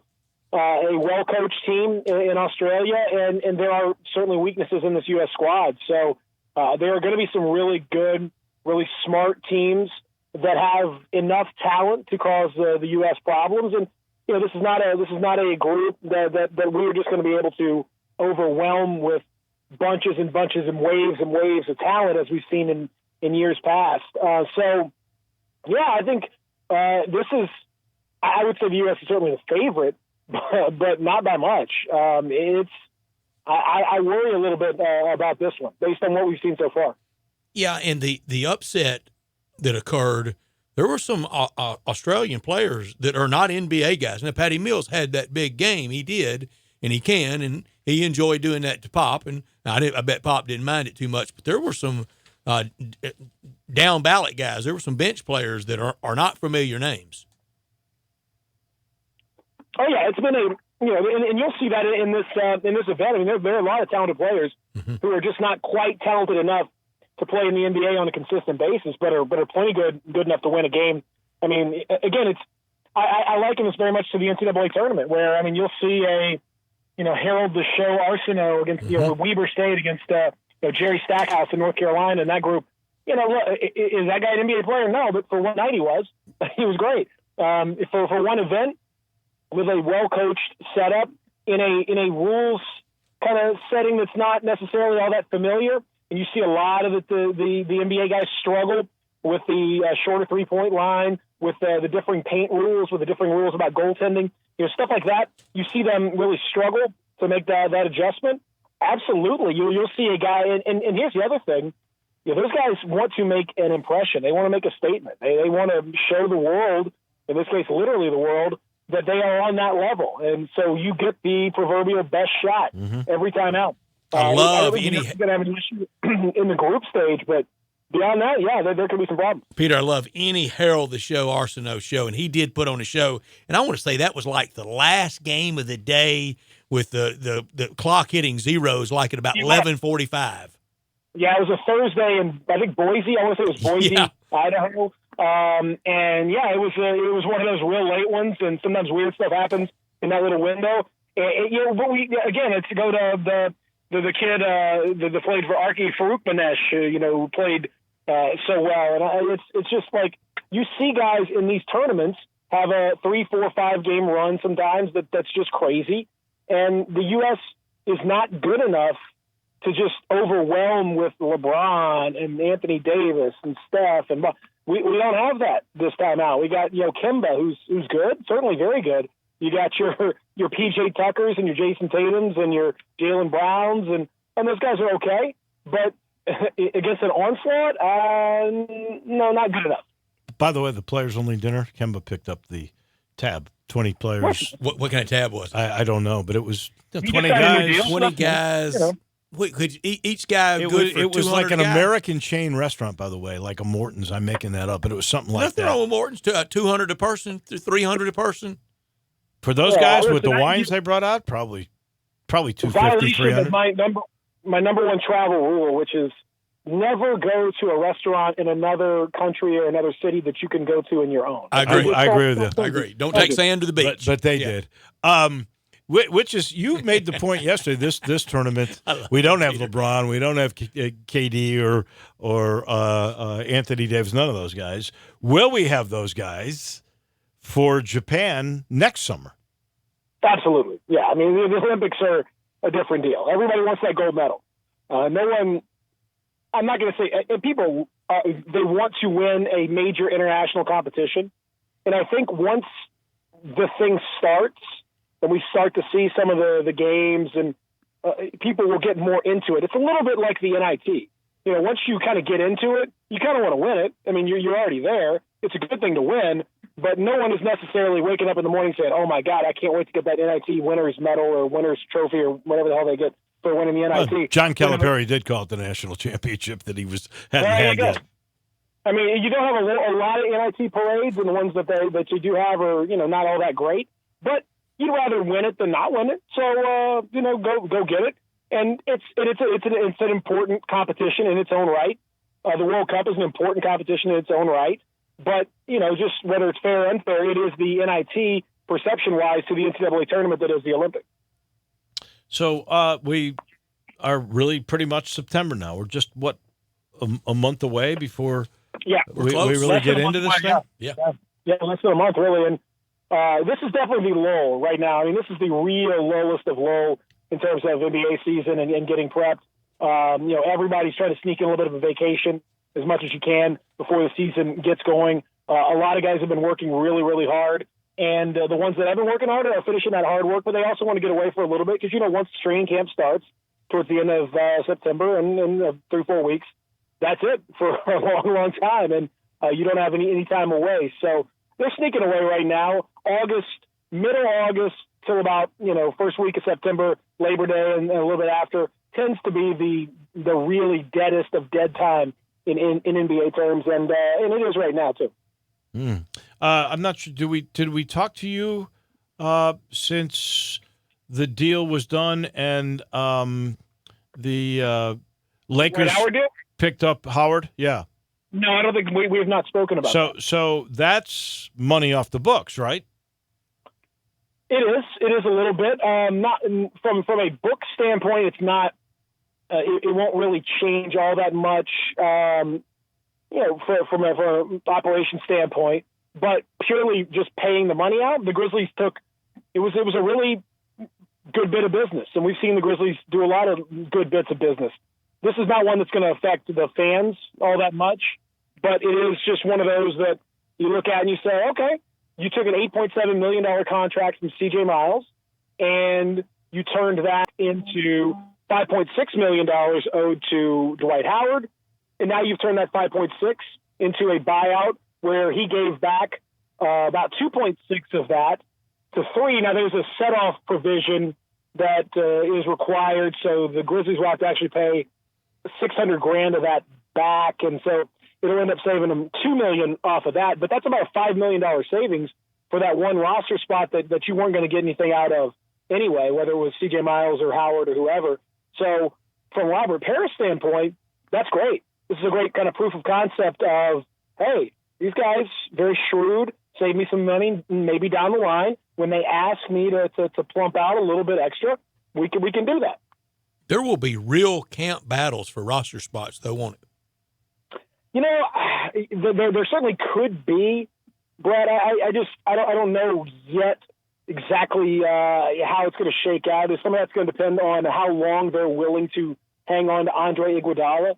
If they're willing to take that all the way into the regular season and hang on to a roster spot for him, then yeah, there will be. They'll have to make a cut from one of the younger guys.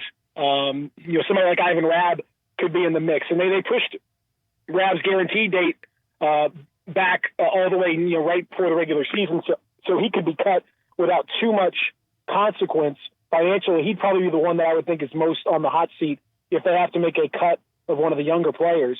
But ideally for them, they'd find a home for Iguodala somehow or another, whether it's a buyout or whether it's a trade, and maybe, like a Miles Plumlee or something like that. That way they could hang on to all the young players because really, again, this season is about development, and you'd really like those roster spots, if you could, to be used for as many young players as you possibly can. Didn't Ivan Rabb play his way off this team last year? I mean, don't we know now he's had a shot that he's not NBA capable? I mean, to me, he's a busted flush. Yeah, I mean, I said that last year, and in summer league, you would have really thought a third-year player playing, on the bubble of the fringes of the roster that he would really bust his tail and go crazy and all that, and it didn't happen for him. And so, I think to me, that's over and done with. Whether they cut him right away or whether they hang on to him for one more year, and just see what happens, down the line. Maybe, who knows? That remains to be seen. But yeah, I don't have a lot of confidence in the spot that he's in. They have so many other guys and younger guys and other opportunities. I think it's time to move on. Peter, at ESPN.com, still listing. They did get the roster correct on Dwight Howard being dropped and being off the roster. They have that right. Still listing J.B. Bickerstaff as head coach. Did a nice story on Niele Ivey, but spelled it. Look, we all make mistakes. Spelled Niele, N-L-E-L-E. That's all right. That is incorrect. And J.B. Bickerstaff is definitely not the incorrect. So that's. I don't know how they keep making this mistake. They're changing everything else. How can you not see that you still have J.B. Bickerstaff there? Since April 11th. That is some bad editing right there. Yeah. A lot of times you just stuff slips through the cracks for a team that's going to be a mid-20s, maybe early, low 30s kind of team. They're maybe not priority number one for the worldwide leader in sports. Peter, I see this. It would not appear. I see on our chalkboard behind Dave, I see this menagerie of picks that y'all did this morning. I was howling at y'all cracking on CJ. He had FAMU last night plus 48.5. They almost got there. Nah. It was like halftime. That was in trouble. Yeah, I think that's what it was. 42-0 at half, wasn't it?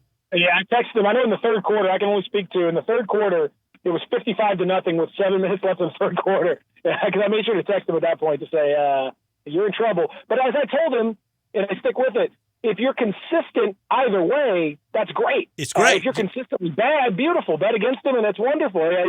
It's every bit as good to be 0-9 as it is to be 9-0, as long as you know you're going to be 0-9 before it starts. That's great. Give us something to believe in. Fade CJ all year long. Let's just fade CJ. It looks like that's why he's some terrible picks. It looks like he's almost going oppo on some of the picks. I don't want him to get inside his head on this one. I want him to go with his natural instincts because his natural instincts are terrible, and so that's perfect. Don't start overthinking it. Just stick with what you think you know, and that'll be wrong, and that's perfect. And our people can jump on that, and it's beautiful. I like my group of Peter's perfect picks. We're gonna see how perfect they really are. But I like them. I think it's a good group. I might add Boise, plus 7 to that mix. They're dodging the weather in addition to the ones that we've got. But I like that one as well. I just don't know what Florida State's done to deserve any respect whatsoever. Well, if they are perfect picks, it would be a first time. So that's very good. And good luck. We're very proud of you. Have a good one tonight. Right now, Dave. They're perfect right now, Dave. Exactly. Have a good call tonight. Really looking forward to it. Should be fun one. Yeah. Should be. Thank you, Peter. That is Thank you, gentlemen. Peter Edmiston from the Experience in the Morning. Brought to you in part by Eflin Insurance. Matt Eflin. He's a young guy. Honestly, he is. But he's been in the business 20 years. And, man, he is very, very efficient at what he does. In fact, he's got several offices around town now, but the main one is at 8099 Stage Hills Boulevard. And Matt's approach to insurance, which, by the way, is personal or business, is a little bit different. He specializes in all kinds, but he has a one-on-one approach. He evaluates each individual insurance needs. Now, that could be for business, as we say, or it could be for your family, or it could be where you're really heading and really what you want to protect, what is important to you. That's where Matt comes in. He sits down, he sorts it all out with you, he gives you different approaches, you and he collaborate, and you are well protected. I would tell you, just make the call, 757-2315. Sit down and talk with them. You'll feel so much better. You really will. 757-2315. By the way, a big Tiger fan, big supporter, and loves all of Memphis. Call for the quote and get the personalized service. Once again, it's the Eflin Insurance Group. I'm going to give you something for your pregame tomorrow. You want it? Sure. Cincinnati Bengals running back, and this is really sad because he had a big 2017 year for Oklahoma. I saw him in the Rose Bowl, and he was hurt last year at OU. Rodney Anderson tore his ACL late last night in the preseason finale. His brother is the defensive end at Ole Miss, number 89, Ryder Anderson, who will be starting tomorrow. But Rodney Anderson, that's a shame, 2 years in a row to have that injury. That's really career-threatening. He had a big 2017. And I can't remember what he signed a rookie contract, which is guaranteed for the 1 year. And so he's really got to make the team next year. He does. That's a lot of trade-offs. That is literally a bad break. This is the worst story. It is just terrible. Medical examiner in Texas, this is just coming across now, has ruled that Los Angeles Angels pitcher Tyler Skaggs died from an accidental overdose of drugs and alcohol. The Tarrant County Medical Examiner's Office said in a report released just moments ago, Skaggs had the powerful painkillers fentanyl and oxycodone, along with alcohol in his system. So the cause of death is as a mixed ethanol, fentanyl, and oxycodone intoxication with terminal aspiration of gastric contents, which essentially means he choked on his vomit while under the influence. What a horrible way for a young guy, 27 years old, the whole world in front of him. So sad for his parents. Man. So sad for his teammates, and so very preventable. And right now, look, we've got to run down the hall and pull the fire alarms on the oxys and on the fentanyl in this country. I mean, it is way past epidemic. There have been so many journalistic investigations into oxycodone and doctors that prescribe them, and the oxys and hydros, and I hate to say it, but the drug companies that make them and distribute you better them be real way careful over what the normal amount should be, way over, because they're thinking about profit, and they now know about results. So that's you can't even plead ignorant to that. It is a crime, and what a toxic mix I hope for Tyler Skaggs, and just a shame. And I hope we figure this out. It's almost to the point we didn't need the medical examiner's report. Wasn't going to make it any less sad, whatever it was. But this is just so preventable. And I know Young and out there living his life, and it didn't start out that night going to end that way, and it never does. No. What is this guy doing with both those pain pills? 27. It seemed to me he had pitched earlier that week. He couldn't have been in that much pain. So this was just recreational. Well, it needs to be a real examination of who prescribed it to him. Was it team doctor, just Dr. Feelgood? I don't know. Doling out stuff like M&Ms. I mean, it needs to be a thorough examination and investigation. I agree with that. I bet his mom and dad want it. Well, whatever the result is, it doesn't bring him back. Sure does. So no, that is the sad story. That is the sad thing about it. But to maybe head it off at the pass and prevent the next one. Well, and the young man from the Tampa Bay Rays organization, Bevan. Yeah. Living utter nightmare. And he's just totally devastated. I read his tweet, and he's talking now a little bit about it. They still don't know the motive. If you don't know, we're talking about a kid playing for the Montgomery Biscuits.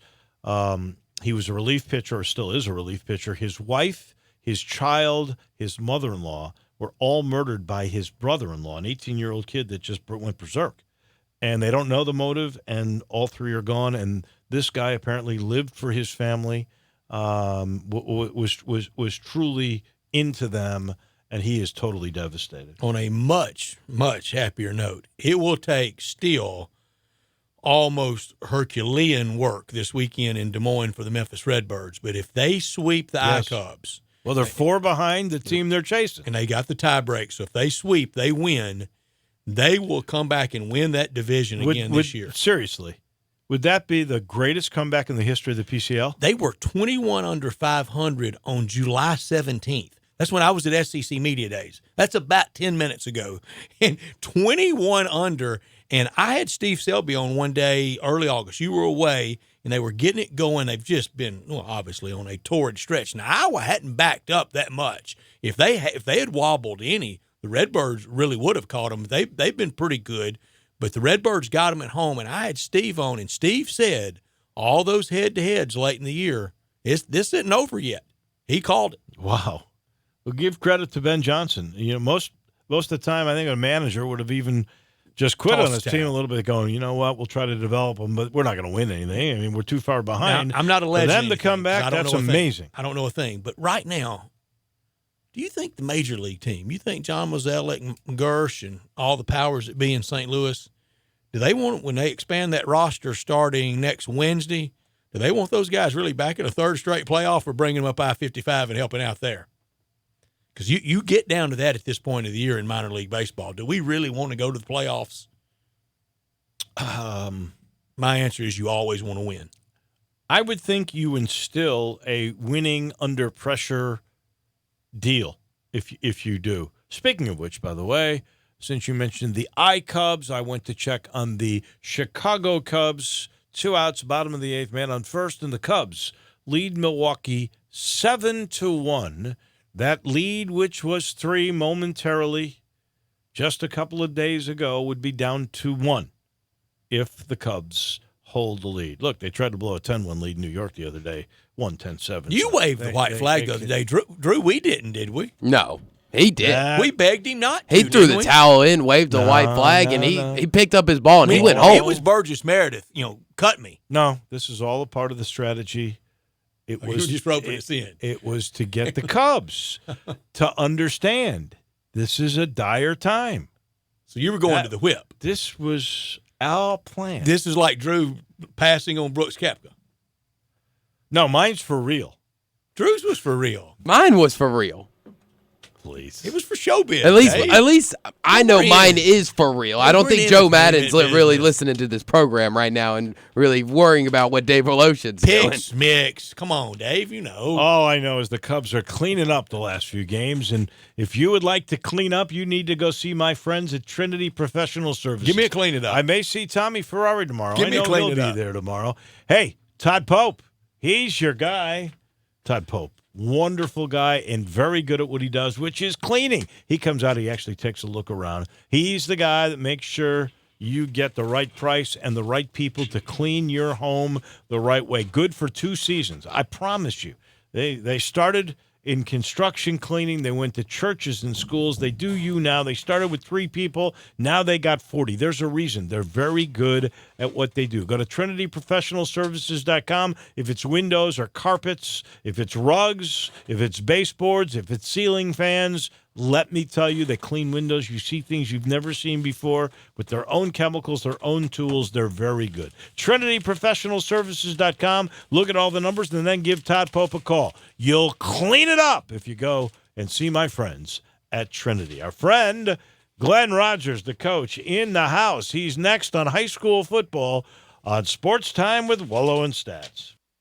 Take Sports 56 with you on your phone or tablet. Download our official Sports 56 app today.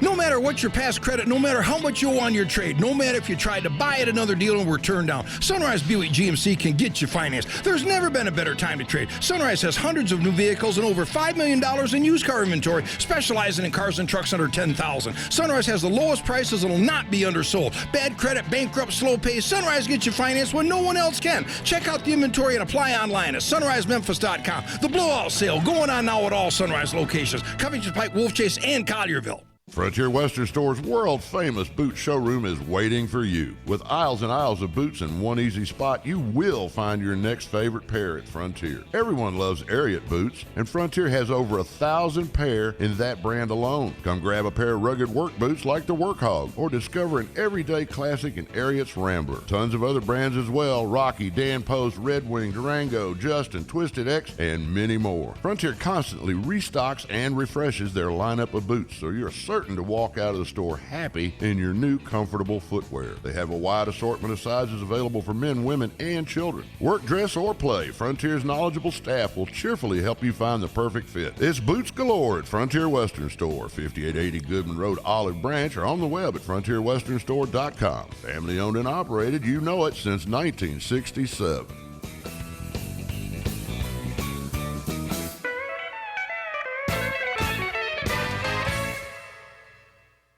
Hi, this is Troy Five-Ash, owner of Five-Ash Roofing. It is that time of year where the weather is unpredictable, and given the recent storms, it's a good time to discuss insurance claims. So here's a few things you should know. Always hire a local contractor, because if you have a problem with your roof down the road, you want to be able to find him. Never allow anyone to pressure you into signing a contingency contract. They're used as sales tools, making you feel committed, and the truth is, those contracts are not worth the paper they're written on. Be careful of door-knocking salesmen. Some are reputable, but many are not. They canvass the neighborhood and tell everyone to file a claim, working their percentages and not caring if you file a claim even when they know the likelihood of it being approved is low. Some will even damage your roof, hoping to convince the adjuster it's storm damage. That's fraud, and contractors have gone to jail for that. So do your research and know who you're hiring. 5 Ash Roofing, the official roof of the University of Memphis Athletic Department. Fair, honest, and ethical. 367-0050 or memphisroofer.com. 5 Ash Roofing, it's what we do. We're here for you. It's Shaq from Homer Skelton Chrysler Dodge Jeep Ram in Millington. Huge deals going on for Labor Day, and come see us, get a great deal. We've got Jeep Wranglers, $7,500 off. Ram, $2,500 and $3,500 trucks, $11,000 off. Wow. For you working guys, we are a Business Link dealer. Bring your vehicle into service. You're not going to be down. We're going to give you something equivalent to what you have so you can get right back on the job site. Find us at Millington at Highway 51 and 385, or find us at HomerSkeltonCDJ.com. Just a bunch of normal guys in the car business, changing lives 4 tires at a time. Tee it up at Edwin Watts Golf Shops this Labor Day weekend for the trade-in, trade-up sale. Trade in your golf balls and get $3 towards a new dozen. Trade in your shoes and get $10 towards a new pair. Trade in your golf bag and get $25 towards a new one. And get a 50% bonus trade-in on your old clubs. And remember, be sure and check out the new T-Series irons from Titleist. It's all happening now through Labor Day at Edwin Watts Golf Shops, home of the 90-day satisfaction guarantee. Edwin Watts Golf Shops, serving golfers since 1968. Got something you want to get off your chest? You better have a backup plan. Want to join the conversation? Someone needs to tell him he has to grow up. Join us on the First Bank phone lines at 360-8255 or the First Bank text line at 67129. Now, more of Sports Time with Wolo and Stats. This hour of Sports Time is brought to you by Homer Skelton Hyundai. Here once again are Dave Woloshin and Brad Norsworthy.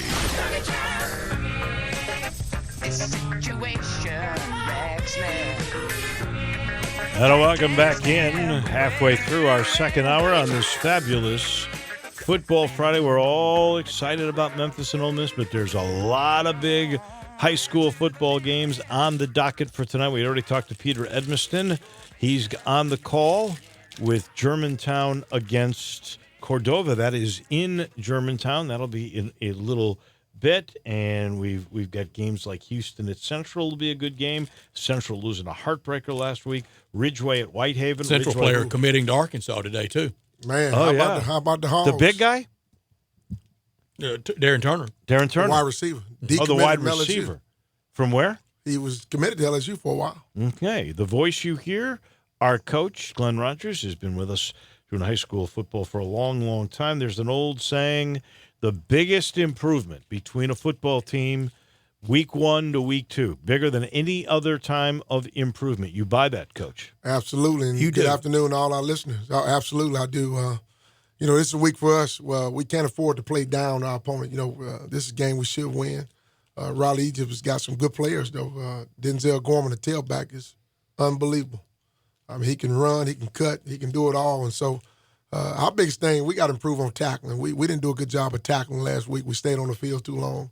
And so I believe that, it's a big leap from week 1 to week 2 because you go back and you go back to the drawing board on some things. Like us, we had to go back and just work on fundamentals as far as tackling and getting to the football and angles. We've said it forever, but it really is true. You really do have your biggest step up week 1 to week 2. Exactly. And one thing, this week, because we play Christian Brothers next week, it makes sure can't look ahead. You can't look ahead. So the kids, we've been trying to keep our kids focused on this game because, Raleigh, 1 or 2 players that can make a difference in the ball game, and they got some guys that can go to the house at any given time. And they will be ready. And if you have turnovers, you keep somebody in the game. And they're very unconventional on defense. They blitz a lot. They bring guys from different areas. So we got to be on our P's and Q's tonight. The game of the week by most people's consensus here is Cordova, who will step it up to play at Germantown. And Germantown was terrific, obviously, last week against Kip. And I must give you some cred. You went strong last week on West like that, Point, Dave. when I really kind of thought that Horn Lake would win that game. It's 6A at home against 5A. They were both state champions Yeah. last year. Yeah. So you had the 5A Green versus Wave. the 6A, but the 6A, the bigger school, is at home. Yeah. That was a And beat down. it wasn't even close. Yeah. And Beat down. Horn Lake's got players everybody wants this year. Exactly. And, West Point, one thing I can tell you, Stats and Dave, and y'all probably know this, Mississippi football is pretty good. It is, Glenn. I'm from top to bottom. Well, I know It South is under- Panola I is think really good. underappreciated. Olive Exactly. Branch has been really good. South Haven and Horn Lake have been really good in the past. But it's from here in the back door of Yeah. Memphis to the coast. Exactly. From top to bottom is very good. My brother's at home counting, Marcus Rogers, and so from top to bottom, it's pretty good. Tough question for you then.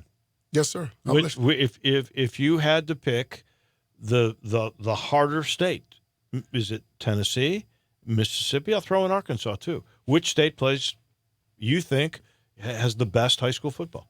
Arkansas is easily third. Yeah, Arkansas was third. Absolutely. I'm probably gonna say Mississippi because of facilities. I think it's more Mississippi schools that probably have a little bit better facilities. But we're right there with them. You look at all the Nashville schools. And even Chattanooga, Knoxville. Chattanooga, Knoxville. Maybe Tennessee probably. It's close. It's hard to say. That was close. It's close. We're neck and neck right there with them. But there's some good teams in Mississippi though. There's some good teams in Tennessee. I think people vastly underestimate the state of Mississippi. They do. Then I know in the big boys, California, Texas, Florida, Ohio, I know that Alabama's not far behind that. No, it's not. Georgia's ahead of Alabama, Yeah, but it and Georgia's in there with the big boys, maybe one of the biggest.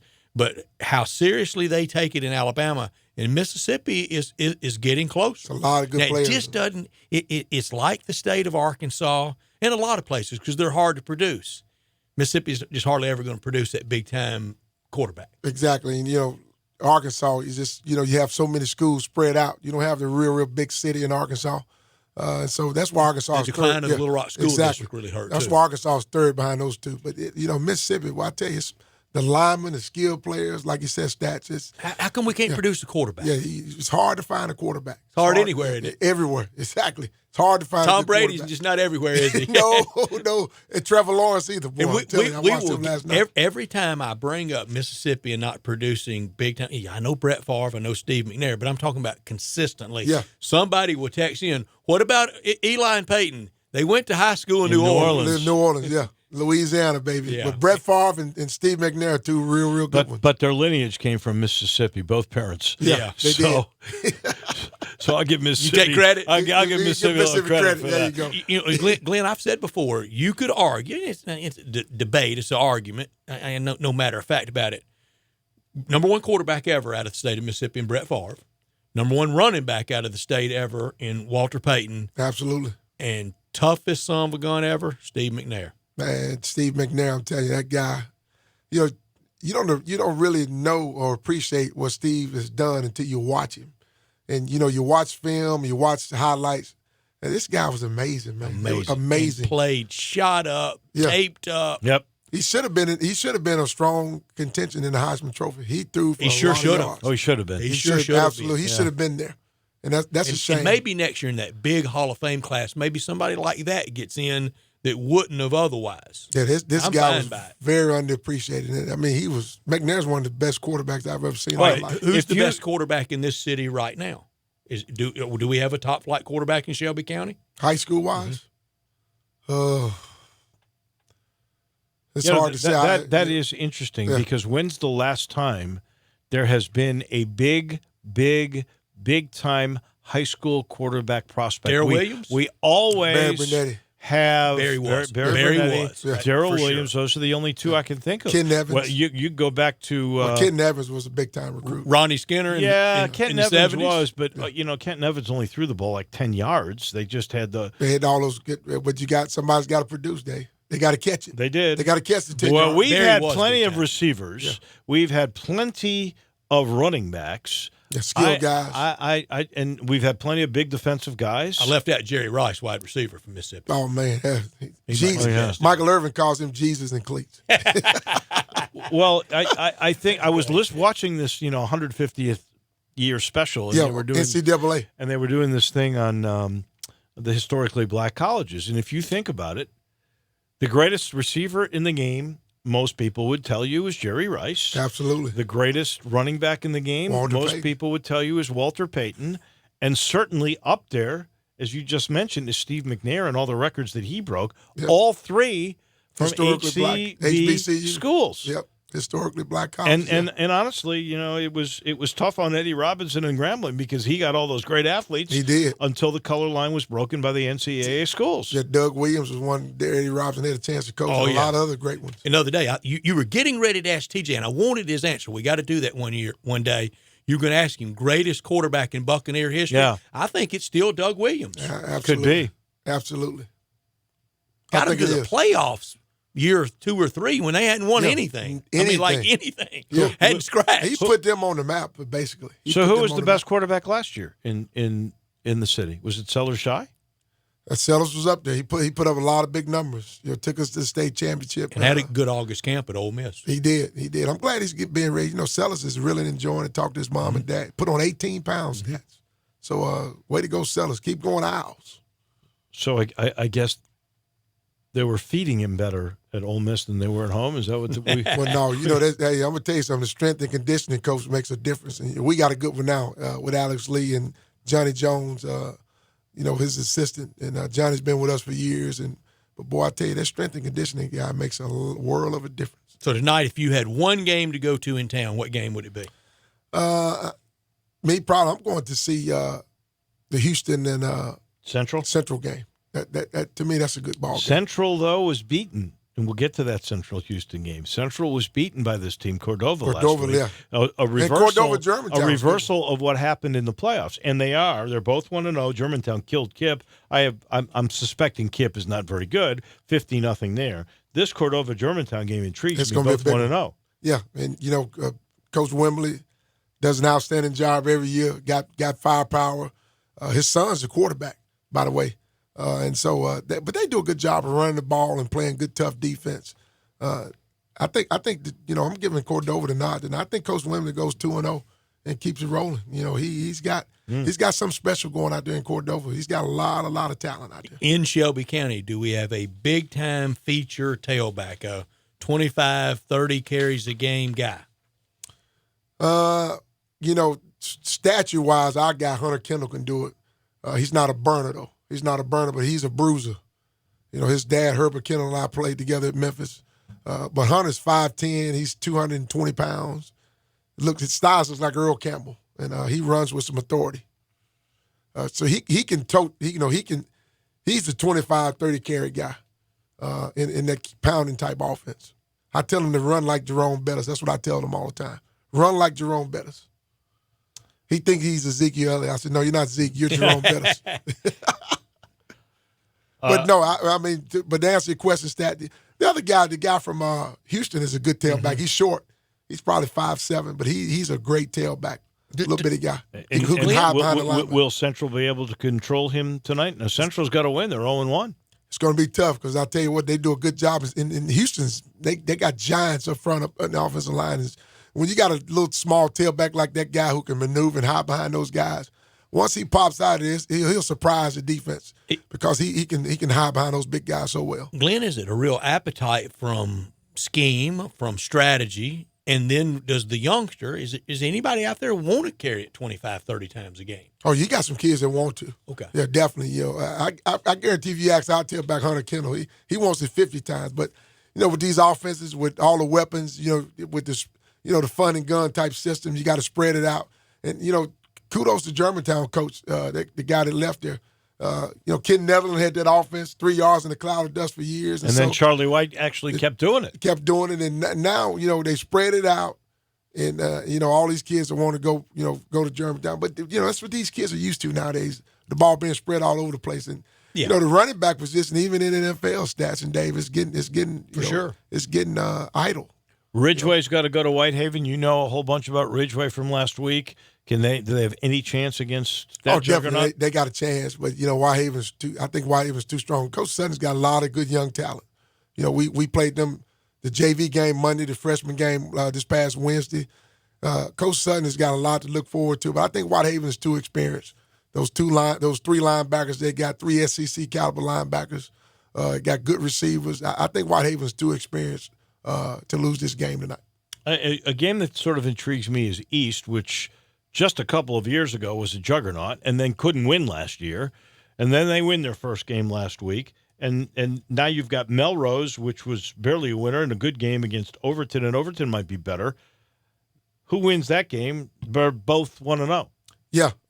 We got Melrose here in a couple of weeks. Cedric Wilson, the guy that came home and to his alma mater. And our friend John Harden texted me, he said, don't forget about Cedric Wilson as a quarterback at Melrose. He was. He was big time. Big time, he was. But, Cedric, but he played wide receiver. Yeah, at UT and in the pros. At UT, exactly. But, I'm giving a nod tonight. I think Melrose will keep winning. I think, Ced has got, bringing the program back. He's got a lot of support. I'm sure that people are waiting to see him win a couple of more games before that crowd really comes out. But still fun to go to a game at Melrose? Yeah, it's not like it used to be, Stats. It used to be that was one of the best places to be on a Friday night in the United States. And so, because they had a lot of talent too as well. And the pride in that neighborhood, you could feel. Exactly, you can. And I think Cedric now is trying to get it back to where it was, and he's off to a 1-0 start. I think he'll go 2-0 tonight. I think he'll do a good job of scheming and getting the victory over East. White Station, which has a new coach and a win to start the year, they go to Arlington. Tell me about that one. Well, I'll tell you, like you said, White Station's new coach. He's been there for a while under the other two coaches, Rutherford and Joe Riccone. And so, Big Ray Curry is paving the way at left tackle.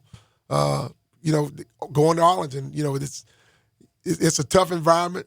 I think White Station will go in there and pull out the victory tonight. I think they'll get a win tonight. I think they got enough firepower to go in there and steal a ball game. Joe Riccone used to coach Drew. Yeah, Joe Riccone. Rocco. Developed his skills. There you go. Yeah, Rocco was my head coach freshman year, also my 8th grade science teacher. There you go. Rocco Riccone, baby, changing lives. And he's going back home, right? Back at home, back at Collierville. Yeah. They're excited to have him.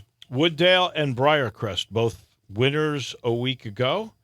And, Briarcrest appears to be a really, really good offensive team. Well, I think, Coach Stewart, I think this probably, since I've been at MUS 19 years, this is probably one of the most talented Briarcrest teams I've seen since I've been coaching. A lot of talent, big up front. So he's up there with the Hugh Freeze Briarcrest team? Absolutely. Freeze had 2 NFL guys there he coached. Might be 2 out there now. Exactly. So it remains to be seen. But, Jabari Small's the Ole Miss commitment. It's easy to talk about the NFL until you get there. Until you get there, that's right. And so, I think it's a lot of talent on the team. They'll get the win, and I think Jabari, he and Big O and Rodney Newsom, they provide a lot of good leadership. Rodney Newsom. Jabari Small, by the way, nice We're talking story. about him in football. A nice story about Jabari Small and his love of Ole Miss in the paper today, if you haven't seen it. Look, and what a Dad great played at Ole Miss, Uncle played at Georgia, other uncle played at Florida. So he got three that's the guys SEC in his family. Exactly. Is he a running back in college? I think he's more of a slot, tailback slot guy. I think if you line him up in the backfield, I don't think that'll work all the time. I think you got to get him out of space. They got number 4 waiting for him at Ole Miss. Yeah, and I'm excited for Jabari. I love his mom and dad. That's a great family. He really is. Craigmont plays St. George's, and what's happened to St. George's? Have they just lost population? Well, Dave, a lot of us private schools have been hit these last couple of years. With public schools? With all these public schools, Arlington's new, Briarcrest is building a new school. Collierville's got a new school. So when you get new schools and it's free, people tend to herd that way. And so, St. George's took a hit. We took a hit. Christian Brothers. A lot of us private schools took a hit. But, unfortunately, he's trying to get it back rolling. And, they'll keep rolling now because St. George's has a real good, Isaac, the receiver they have, I think Isaac Turner, he's a big-time prospect. Glenn Rogers Jr., we always thank you for coming in. We'll do this again, same time, same place next week. Go Tigers, go, baby. Yeah, give me your take on that real quick. I think Memphis and Ole Miss will be an exciting ball game. Which defense is going to show up to me is going to win the ball game. And, we got a new coordinator, and hopefully the Tigers can pull out a victory. But I like Matt Luke and his staff. I really got to know Matt the last few years, and I like Matt and his staff. Really like him. I want to say hello to my wife and daughter who's listening. Well, who are you picking? I'm going to Tigers now. I'm a home team guy. No. I understand you're a home team guy, but your job is to sort away the feelings and analyze who will win. I said which defense is going to show up. I said I think the Tigers defense will show up enough tomorrow to win the ball game. But I like Matt. I like Matt losing the staff. It'll be an exciting ball game. for all the fans. These staffs like each Glenn, other. I'm riding the fence, Rogers. No, I ain't riding the fence. Go Tigers, go, baby. Thank you, my friend. We appreciate it. Thank you, man. That is our man. We got a whole bunch of picks we got to make coming up in just a little bit. I'll let you know this portion of the show is brought to you by Homer Skelton. Actually, this whole hour of the show is brought to you by Homer, the best marriage of technology and service and business sense of any dealership you've ever dealt with. Well, we start with the technology. You get assurance. Those Hyundai products are so good, you get a 10-year, 100,000-mile limited powertrain warranty on every new car on the lot, and they got a whole bunch of them right there. Just drive down Lamar into Mississippi, turn left at Craft Road. You'll see what I'm talking about. Homer Skelton Hyundai. That's what I call the way to do business. Back in a minute, we put a wrap on hour number 2 of this Friday edition of Sports Time with Wolo and Stats. The Peter Edmiston Experience with C.J. Hurt. Weekday mornings from 7 to 10. Only on Sports 56, 96.1, and 87.7. Today, business happens here, and virtually anywhere. Because today, innovative companies are reinventing the way business happens. And they need people who can keep up. With the expertise and technology to get packages to over 150 million delivery points. So, who can help you deliver the future of commerce? The United States Postal Service. See why we deliver more e-commerce packages to homes than anyone at USPS.com/future. Tee it up at Edwin Watts Golf Shops this Labor Day weekend for the trade-in, trade-up sale. Trade in your golf balls and get $3 towards a new dozen. Trade in your shoes and get $10 towards a new pair. Trade in your golf bag and get $25 towards a new one. And get a 50% bonus trade-in on your old clubs. And remember, be sure and check out the new T-Series irons from Titleist. It's all happening now through Labor Day at Edwin Watts Golf Shops, home of the 90-day satisfaction guarantee. Edwin Watts Golf Shops, serving golfers since 1968. Hi,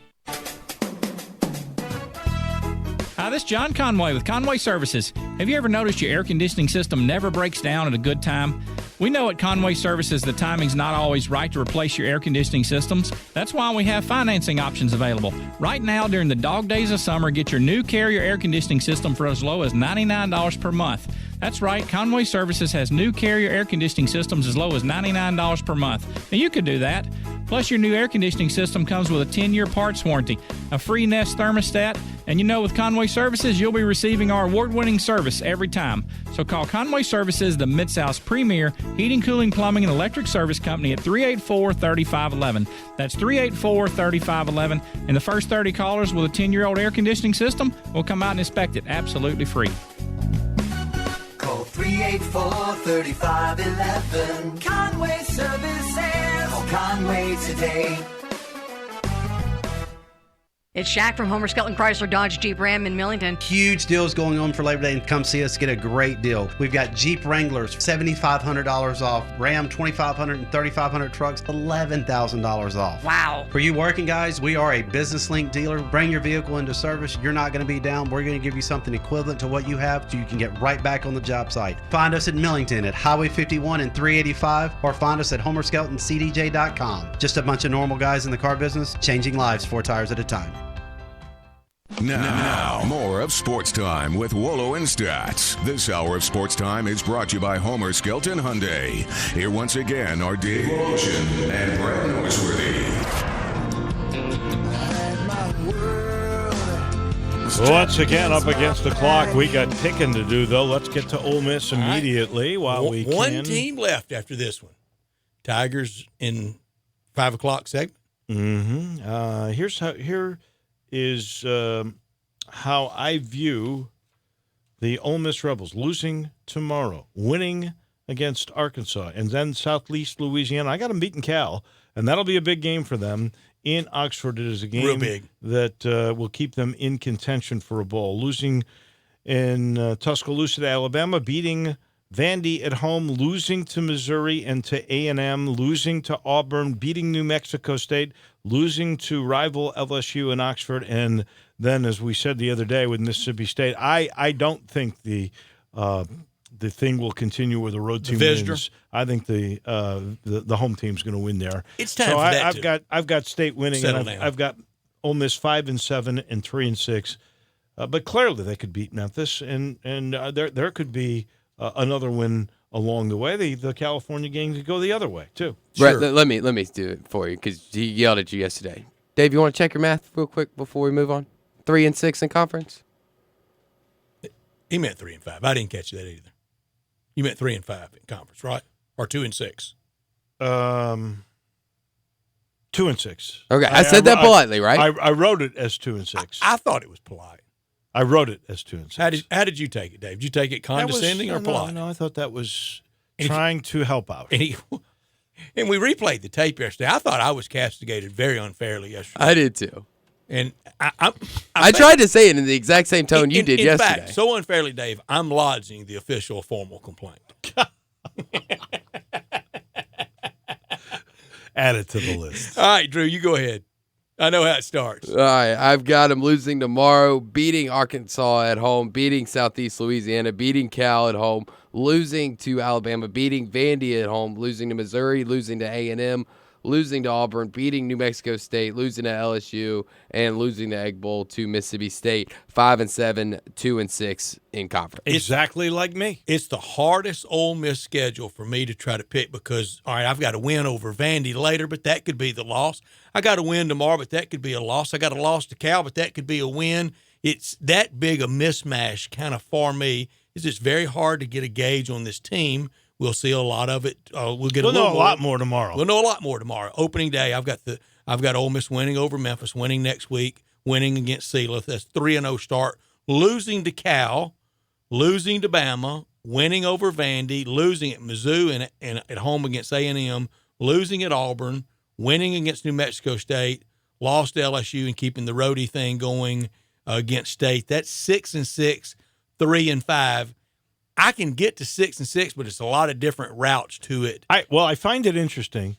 It's certainly not been critical, but I find it interesting that you've got them beating Memphis in Memphis, but losing. I think Memphis is better than Cal, and you've got them at home. Kirk Herbstreit has Cal's secondary is the best Pac-12 secondary out there, and he had one of his top defensive players of the year nominees on that Cal team. Justin Wilcox has quietly done a really good job. I don't know that he could win enough this year to get on coaching carousel SEC lists come Thanksgiving weekend coaching carousel time, but he has done a really good job at Cal, and they were very physical when we played them out there in 2017. Now I'm expecting that game to be really low scoring, like a old school 14-10, 17-10 type game. We'll see. We'll see about everything else. Well, we'll go over the Memphis schedule and where we have them. And rank the order of import of teams and games. Mm-hmm. We do all of that in just 1 minute. We've got 2 hours in the books, the final Football Friday. We've got to get y'all's SEC coming. predictions, too, on winner of the championship game and who's in it. Plus, we've got our Friday Football Focus, a new segment we will bring to you. We make picks with lines and figure it's a whole long and complicated setup that only stats can figure out. I hope this isn't like some golf tournaments I've been in where there's a different formula to figure it out, and there's only one person that can figure the it winner. out. Exactly. Like coaches scrambles. They always win, don't they? Speaking of golf, Mira Miche was there last weekend. What a gorgeous place.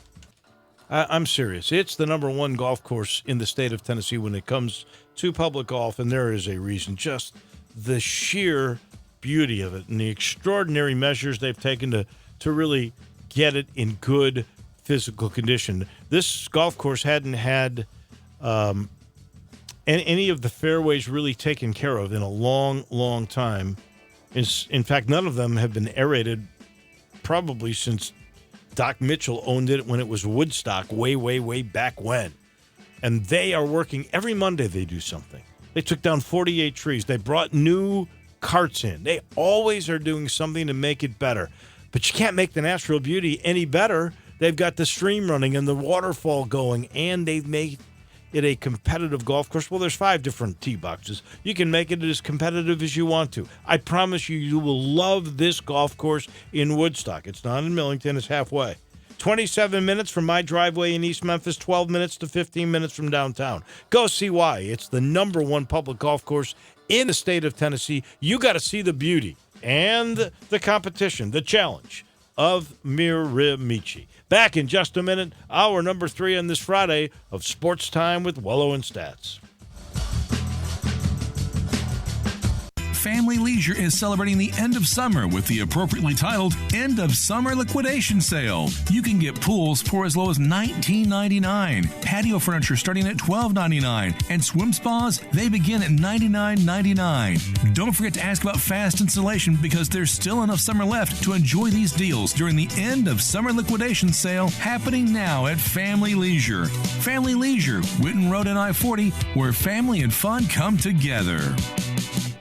Hey everybody, big news. The all-new 2020 Chevy Silverado and the first Blazer in a decade are here at All-Star Chevrolet in Olive Branch. And once you drive them, you're gonna love them, people. If it's a Chevy, any Chevy, Olive Branch is where you need to go. Because Chevy's new All-Star lineup is where? Olive Branch. And All-Star Chevrolet is the best auto buying experience in the Mid-South. Find it, drive it, save time and money. Traverse, Tahoe, Corvette. They have the best new Chevy All-Star lineup ever. And don't forget to take the All-Star Challenge, which means you get the best deal anywhere. What you do is you take any written offer from any Mid-South auto dealer to All-Star Chevrolet, and they will give you a better deal. New or pre-owned. Or they buy you a tank of gas. It's that simple. So do yourself a favor and find new roads to All-Star Chevy in Olive Branch. Not South Haven, not The Pike, not Collierville. It's gotta be Olive Branch for the win. So check them out now, or go to allstarautogroup.com.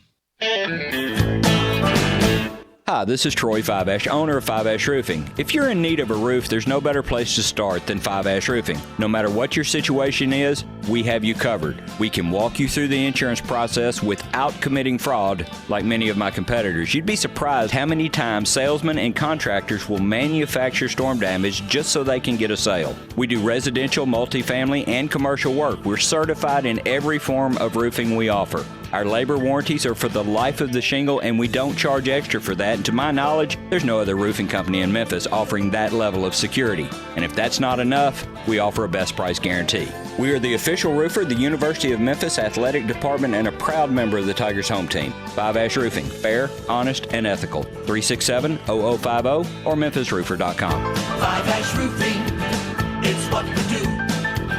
We're here for you.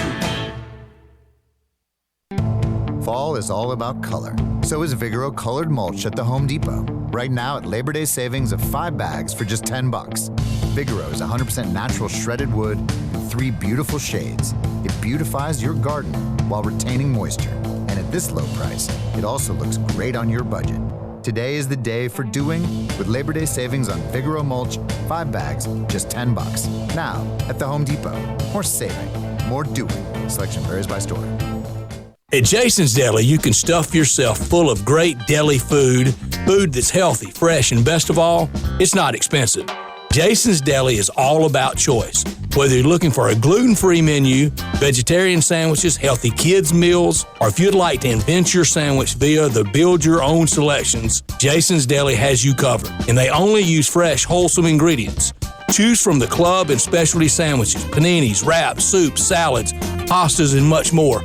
I love the cleanliness in the restaurant, the hospitality, and of course the cost. They have a huge salad bar and great soups, including Southwest chicken chili, fire roasted tortilla, organic vegetable, tomato basil, and many, many more. And if you're planning an event, their catering department is fantastic and can handle any size party. Go check out Jason's Deli's 4 locations.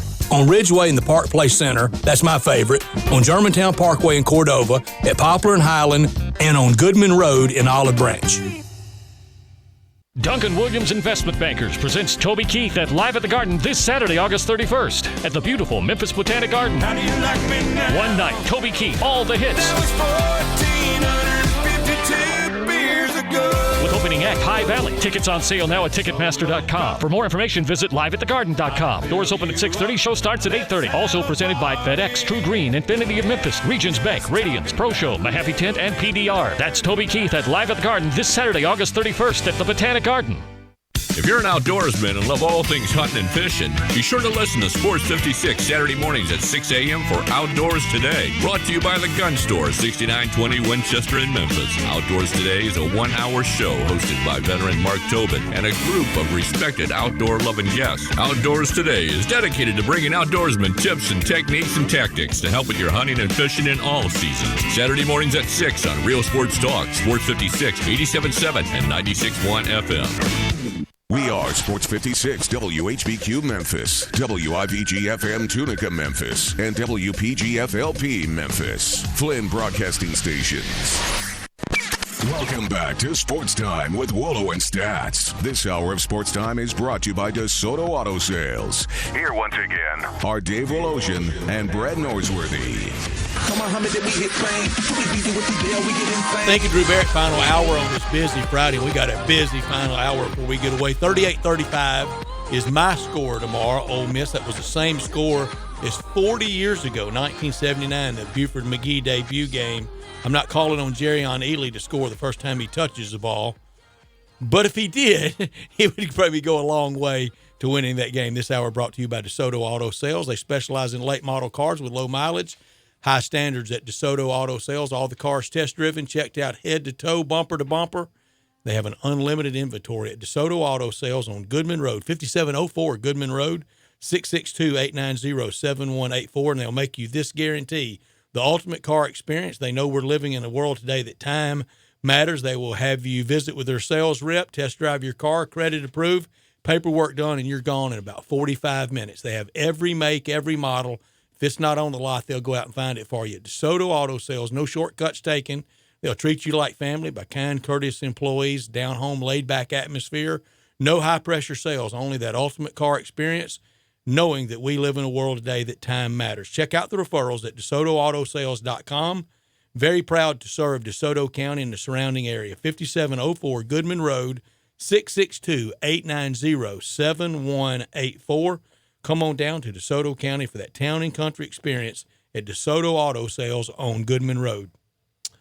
So we are going to be busy this hour with a lot of prognostication. In case you missed it, there is a major and a sad story today that has just come out while we've been on the air, and that is the coroner in Texas, in Tarrant County, Texas, has ruled that the sad death of Los Angeles Angels pitcher Tyler Skaggs was from an accidental overdose of drugs and alcohol. So that is the breaking news of the day. Not a good story at all, indeed. In tennis, if you're at all interested in the U.S. Open, Roger Federer was an easy winner today, and I will check on Serena Williams because, boy, did you watch any of Coco Gauff last night with all the football? I watched all football, but she was good, and she was playing doubles today with McNally. Is that correct? Right, yeah. And I know Roger Federer won in straight sets today, didn't he? And so did Serena Williams, 6-2, 6-2. And we got so much football, we're not going to be able to spend a whole lot of time on that, but I thought people might want to. We'll catch up with Chuck at some point early next week, won't we? So, yes. You had, what did you say the score was? 38-35.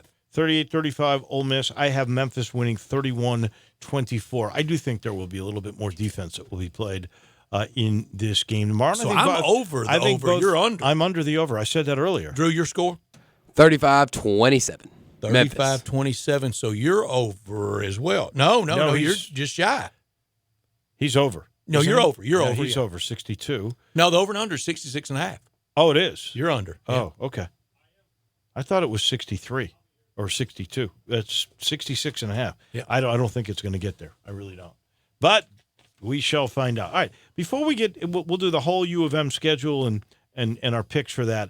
But let's finish with the SEC East. And clearly, I'm just going by the records that I had. And so my order of finish in the SEC East is Georgia, Florida, Missouri, Kentucky, South Carolina, Tennessee, and Vandy.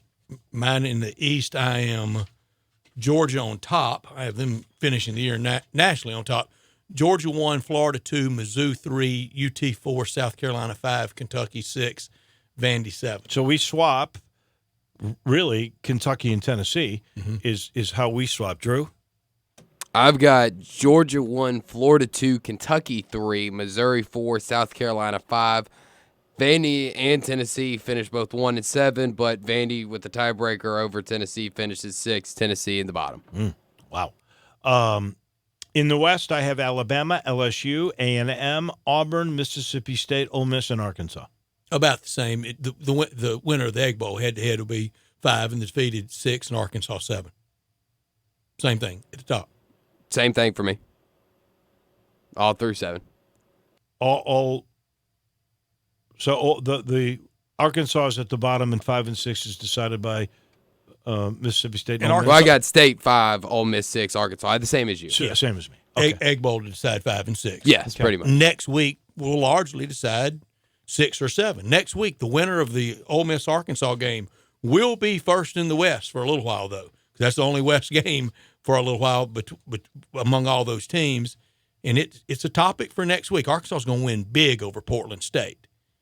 But next week, if they're going to break that SEC losing streak, if they don't do it in Oxford, you've got them doing it at home late in the year to State. Yes. I do not have them. The fundamentals of both winning programs, that game in Oxford. What's stronger, State or Arkansas? What Dan Mullen left Joe Moorhead is much better than what no question about what Burton Bielema left. Jeff Long left. Yeah, Chad Morris no doubt. And Hunter Yurchek. No doubt. All right, let's switch our attention. We already gave our AAC picks yesterday, so you get a little sense of where we're coming from. But we will give you the Memphis schedule game by game in just 1 second. I'll let you know this portion of the show is brought to you by the Germantown Commissary. If you're on your way to a high school game tonight, you know the new Germantown Commissary in Collierville, that's Houston Levy Road in Poplar, has a drive-through. That's how big it is. It's triple the size of the original. We now have 2 Germantown commissaries, in case you did not know. And you will love this new place. It's got a private party room. It's got a patio. It's got, on that patio, by the way, a great selection of all kinds of local beer on tap. And then there's a great wine selection and the same old great food, which is slow-cooked, hickory-smoked, barbecue Memphis style. And Germantown Commissary, you know, you've loved it for years and years and years. They got party packs for your tailgate tonight or tomorrow. If you're going to the Ole Miss game, what the heck? After high school 10 football o'clock is not too early for great barbecue. The ribs will be going too. All you got to do is get to either one, but the newest one at Poplar and Houston Levy Road has that drive-through to make it convenient. Germantown Commissary. Let's help somebody out. You want a big Q? You want to give away Sure. a 6-pack? Yeah, let's do that. All right, 360-8255, the First Bank phone lines, 360-8255, all phone lines. Is that how you want to do it? Yes, absolutely. All at the phone lines. We've got to make them work for this. The last time Ole Miss and Memphis played at the Liberty Bowl, that it was a nighttime kickoff. Give me the year. Oh, my gosh. The last time. That's a good – that's hard to Google, that one. And that was a staple of this game. Usually a 7:30 kickoff, Dave. I know you can remember it. I do. And by 7:30 I have no idea. People were right at remembering that. We've talked about it a lot. We've talked about that game and that year a lot. 360-8255 the last time. But we know it's not 2015. Tigers and Rebs. No, that was bright and early. Tigers and Rebs kicked off under the lights of the Liberty Bowl and by kickoff every year. It was plenty of stuff going on. Oh, yeah. It was always people. good. Let's put it like this. People were in good spirits. Passionate, Or as yes. my dad used to say, I'm feeling very happy. Yes. 360-8255, the last time the Tigers and the Rebels played at the Liberty Bowl at night for a 6-pack of Germantown Commissary. And we'll start with Nate. Nate. Hey, Nate. How are you? Hey, fellas, was it the 1999 3-0 game? That was it, That's Nate. it. That's too good. We've talked about it a lot. 1999 in Memphis that night. A friend of mine just texted me 1998. No, that was in Oxford. It wasn't even in Memphis. And it was sunblast hot, bright and early. Furnace hot, bright and early that day. Nate, your winner. Who wins tomorrow? I got to go Tigers 34-31. Okay. Under. We're getting more unders. Well, we are getting more unders. And I think during the summertime, we thought kind of a while when something in the 40s. And is closer we've gotten, more of a traditional, more defense. Well, also first games. Offenses are not going to – I always think defenses are ahead of offenses. Way to go, Nate. We're going to put you on hold. Nate, yeah, we're going to put you on hold. Congratulations. Enjoy the game tomorrow, and then get a six-pack on us. We're really happy that we could give you one from the Germantown Commissary. So here's how I got it. I got Memphis beating Ole Miss and beating Southern and beating South Alabama and beating Navy at home and beating Louisiana Monroe. Great start. That is a 5-0 start. Now they go on the road. You know, they've had Temple's number. They've had Temple's numbers in Philly. And I think it's a good Temple team. And I just think the odds are you've won 5 in a row. You've already got Navy. You're not going to win them all. There's too many tough stretches. You've actually already won 2 conference games. That's what makes this stretch so hard. And I just use logic here. I think Temple will beat Navy. I've got a loss. Beat Memphis. I've got a loss to Temple as well, Dave. Then I got them beating Tulane and Tulsa and SMU. And then you got to go to Houston. And Houston is really good. And Memphis has had their number. Memphis really should have had them, one of those times, the last time Fuente played them. There was Paxton Lynch fumbled the football. And Jake Elliott actually missed a field goal that would have won the game. Unheard of. Yeah. I think I still keep waiting for that ball to hook a little. It just got out there right and stayed right. Houston's going to get them. Then USF in Tampa. I think they're. I just don't know enough about Tampa. I don't think they're going to lose 2 in a row at this stage, and so I'm going to give them the win there, and then I'm going to give them a win at home against Cincinnati, which could very well be a preview of East versus West. And so I think Memphis goes 10-2. I liked what I saw out of Cincinnati last night. Of course, some I did things that too. could be sharper, but I thought mostly for opening night against just stereotyping a team with a lot of athletes from that treasure trove of ball players, Southern California, Los Angeles. I thought they looked pretty good. We talked about the Ole Miss game. I have that as a loss. And then wins over Southern University, South Alabama, Navy, Lou Monroe, lose in Philly to Temple, beat Tulane, beat Tulsa, beat SMU, beat Houston. Wow. Then lose to South Florida, beat Cincinnati, but win the West. So you got them 10-2, just like me. No, 9-3. Ole Miss, Temple. Oh, you have. I'm sorry. South That's Florida. Right. That's right. Drew? All right. Let me go for it, Drew. Go for the 12-0. It's really hard for me not to. It's hard for me to really take off my blue and gray blinders. If you're ever going to do it, legitimately, isn't it now the time to do it? Yeah, but the thing is, not only could you pay me to care, you don't have to pay me to care. It's hard for me to look at this as an unbiased source, but I try to do my best to be as unbiased. Drew. I'm not going to do 12-0, but I got Memphis beating Ole Miss, beating Southern, beating South Alabama, beating Navy, beating ULM, beating Temple, beating Tulsa, beating SMU. You missed Tulane. Tulane. Sorry, beating Tulane. Sorry, I must have wrote it down wrong. You got 9 things to do, too. Sorry, beating Tulane, beating Tulsa, winning out at home against SMU, beating Houston on the road because you do have a bye week before that, so you get 2 weeks to prepare for De'Aaron King. Oh, you're going to go then USF loss. I've got a loss on the road at USF, beating Cincinnati on Black Friday, and then obviously the conference championship, 11-1, 7-1. So you would host. You would have Tigers hosting. We would. I have Tigers on the road in a rematch against South Florida. I'm ready to see South Florida in about an hour. I am too. I'm just not convinced about South Florida yet. What material? Charlie Strong? What? All that? 6-0 or 7-0 to start. 6-0 to start last That's year. That's a good and then all that. Losing 7 in a row. They do have a good quarterback though, and I did pick them to finish 3rd in the East. Mm-hmm. Yeah, I know you've got them higher than that, right? I got them winning it. You got them winning it. We shall see. We absolutely shall see. Order of import. Order of import. This is how I had it. The Southern University game is coming. That is home. It's going to come after the Ole Miss. Next week, people don't freak out about the crowd next week. I've got that 12. Do you agree on that? Yes. Next week, regardless what happens tomorrow, regardless of the number of people in attendance tomorrow, next week everybody has that spot in their schedule. And I don't know what the real attendance will be next week, but I don't think it'd be a freak out. Do you? Should be. No, if they beat Ole Miss, I suspect that I don't know if that'll do it. Every season ticket holder will come, and that's what do we get? 23,000 of those, and so I would expect close to 30 if they win the game. But that's 12.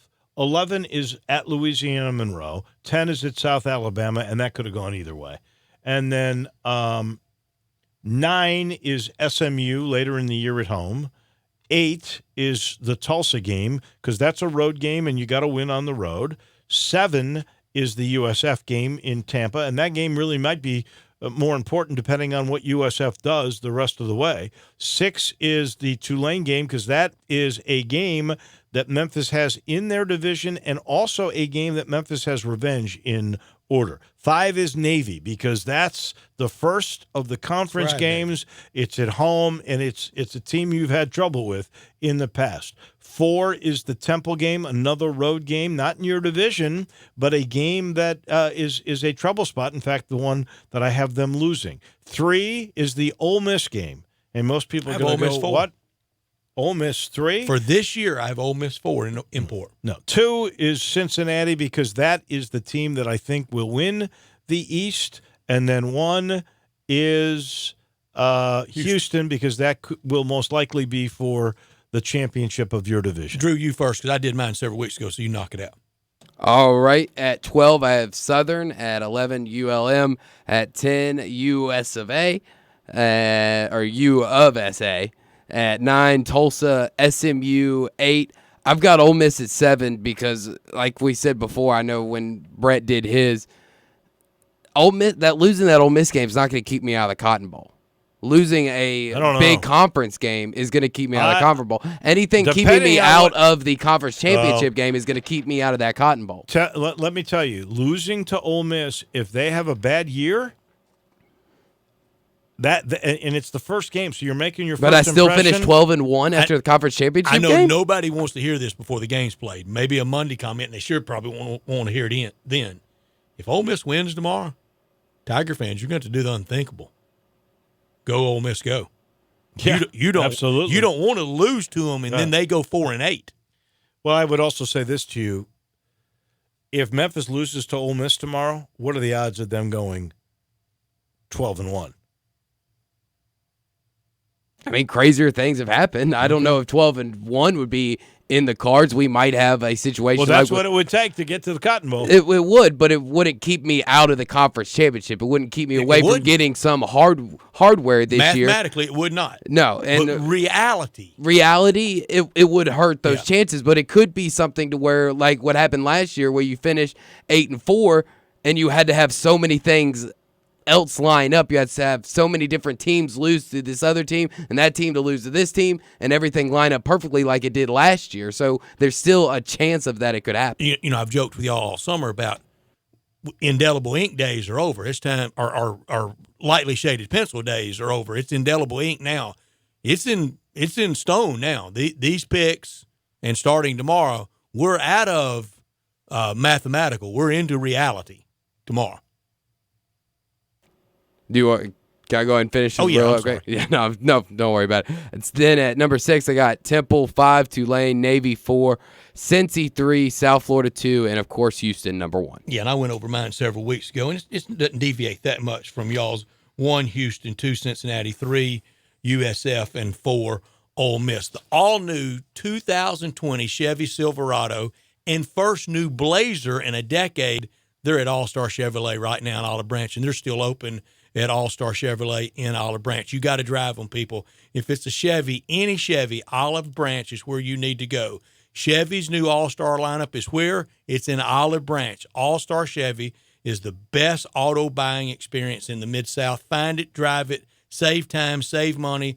The Traverse, Tahoe, Corvette, best new Chevy All-Star lineup ever. It is the dream team of Chevy lineups. The All-Star Chevy Challenge means you know you'll get the best deal. Take any written offer from any Mid-South auto dealer to All-Star Chevy, and they will give you a better deal, new or pre-owned, or they'll buy you a tank of gas. It's that simple. Find new roads to All-Star Chevrolet in Olive Branch, and you got it. Not South Haven, not the Pike, not Collierville. It's got to be Olive Branch for your win. Check it out now. Go to allstarautogroup.com. We take a break. When we come back, we've got a new feature coming your way. We call it the First National Bank and Trust Friday Football Focus. More picks, including the line, and we'll be keeping a running tab of this all year long. Do you want to adjust on the shock pick? Is 2 points enough if you correctly pick an underdog and he wins outright? No, 2 points is right. Double it. Because what if you get a line that's 3 points? Good point. So that's it. And that way you're not trying to go crazy and find that 27-point dog and have them win. Like Stanford did in 07 against USC when they were like a 40-point underdog. Remember that? Mm-hmm. Yeah. Texter at 67129 makes a good point. Vice versa, for sure. If Ole Miss loses, they should cheer for Memphis all year. They should. I absolutely would. I'm all for cheering for Ole Miss after about 3 o'clock if they're not playing Memphis. Yeah. That's the way that one will work. We take the it works break. both ways. Cubs, by the way, a winner today. Oh, I'm looking at these tight races now. The Cardinals 29 magic number. Only Dave. a game. What? 29. That's deja vu all over again, as Yogi used to like to say. You've been saying. You said Monday 29, wasn't it? Tuesday or so. Something like that. Back in a minute. This is Sports Time with Wolo and Stats. Sports 56 now has 2 FM homes. You can now find real sports talk on 96.1 as well as 87.7 on your FM dial. Tee it up at Edwin Watts Golf Shops this Labor Day weekend for the trade-in, trade-up sale. Trade in your golf balls and get $3 towards a new dozen. Trade in your shoes and get $10 towards a new pair. Trade in your golf bag and get $25 towards a new one. And get a 50% bonus trade-in on your old clubs. And remember, be sure and check out the new T-Series irons from Titleist. It's all happening now through Labor Day at Edwin Watts Golf Shops, home of the 90-day satisfaction guarantee. Edwin Watts Golf Shops, serving golfers since 1968. Stop. Pick up your golf clubs. Head to my favorite place, Vantage Point Golf Center, 9580 Macon Road in Cordova. Open 7 days a week. Vantage Point Golf Center. They got it all. Top tracer powered by Top Golf. Track your shots like the pros. You know exactly where you hit the ball. Have a beer, eat a sandwich, and relax. Over 50 grass spots and fully lit for nighttime. There are 18 holes of mini golf. It's fun for the whole family. Visit Vantage Point Golf Center. They've got it all. 1 mile west of Houston Levee. Are you tired of all the clouds and bad weather? Rain brings pollutants that can wreak havoc on your car's finish, but there is someone who can help. Car Wash USA Express has introduced their most advanced car wash yet with the exclusive Polymer Pro Wash, creating a stronger, more consistent protective sealant for your car's finish. Polymer Pro can only be found at Car Wash USA Express, where attendants are always on duty to keep you and your vehicle safe. For more information and locations, visit carwashusaexpress.com. Car Wash USA Express, because a dirty car is a dirty shame.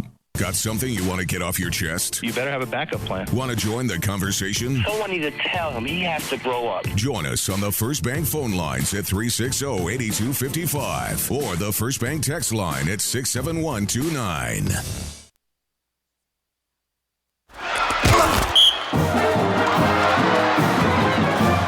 Time for the Friday football forecast from First National Bank and Trust, a division of First National Bank of Eastern Arkansas.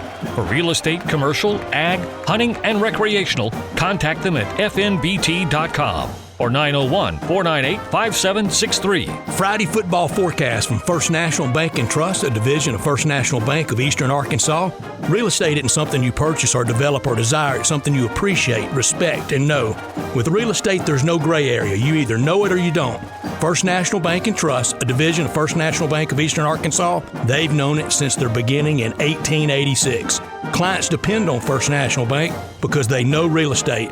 Brooks Winchester, Nick Sutton, and many more can assist you in your acquisition of that hunting land, farmland, a construction project. Let First National Bank and Trust make your dreams a reality. 775 Ridge Lake Boulevard, Suite 140 in Memphis, 901-498-5763 or fnbtmemphis.com. That's fnbtmemphis.com. For commercial real estate, residential construction, or recreational and agriculture financing, let First National Bank and Trust help you, a division of First National Bank of Eastern Arkansas, where I've had an account and been a friend my entire life. All right, we know where we all stand on the Ole Miss and Memphis game, but we're going to have to pick it with the point spread. It has gone down. I sent y'all last night the odds from the Wynn Casino in Las Vegas from the goal sheet. That was 5.5 last night. Do y'all want to amend that to where it actually is now? It's down to 4. Well, I've already picked it. I've already given you the score of 31-24, so I've got them by 7, so it doesn't really matter. Okay, very good, Drew. You want any? I've got them by 8, so I'm good with it. All right, and I have Ole Miss plus the points. Do y'all want me to amend that to 4.5? I don't mind, or 4. I don't mind, or it'd be 4.5 because we're adding a half point. Well, if you're saying that we're going by the Gold Sheets line at the time of our picking, 5:30 Central Time on Friday, then go by that line. Well, I was doing it last night because that's going to be hard to do it on the fly. But I'll take 4.5 because I got Ole Miss winning, so it wouldn't matter. It doesn't matter. All right, so y'all take Memphis, I take Ole Miss. Mississippi State 19.5 bright and early tomorrow morning at the Superdome against Louisiana Lafayette, coached by Billy Napier. Who do you like, Dave? I like State in this game. I'll give away those 19.5. Drew? I'm with them. Give me State. Tennessee, 27.5 well, points. What are you doing?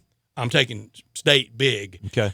Tennessee, 27.5 points against Georgia State at Neyland Stadium. I think it is one of the locks of the weekend. We can't do that as our lock pick since they're one of the picks. Drew, you first. Give me your assessment on Tennessee against Georgia State. Tennessee wins, but 27.5 is too many points. Give me Georgia State plus the points, but Tennessee wins. So you take Georgia State plus the points. Dave? I don't know if it's a lock, but I'm gonna suspect that those athletes at Tennessee are going to be too much. I'm going and giving away the 27.5. Give me the Vols. You think big and easy? I think big because I need 4 touchdowns to win. Can Tennessee's offense do that? I don't know, but I don't know much about Georgia State. You're going to lock the other way. You're going with Georgia State. No, I'm going Tennessee. I think it's one of the bigger, easy ones of the weekend. Tonight, getting ready to kick off. I hadn't checked on my Army score. Check on my Army score. It kicked at 5 o'clock because I'm already down as my lock, my favorite pick of the weekend. But tonight in the American Athletic Conference, Wisconsin 11.5, and I like Bruce Marshall's angle on this from the quarterback position. You know, Alex Hornibrook out of there. He can't get on the field at FSU. I don't know how good Wisconsin will be at quarterback early in the year, but they're always good in the offensive line. And Paul Chryst has always got a very solid team. I got South Florida winning the AAC East, but not tonight. Wisconsin minus the 11.5 over South Florida.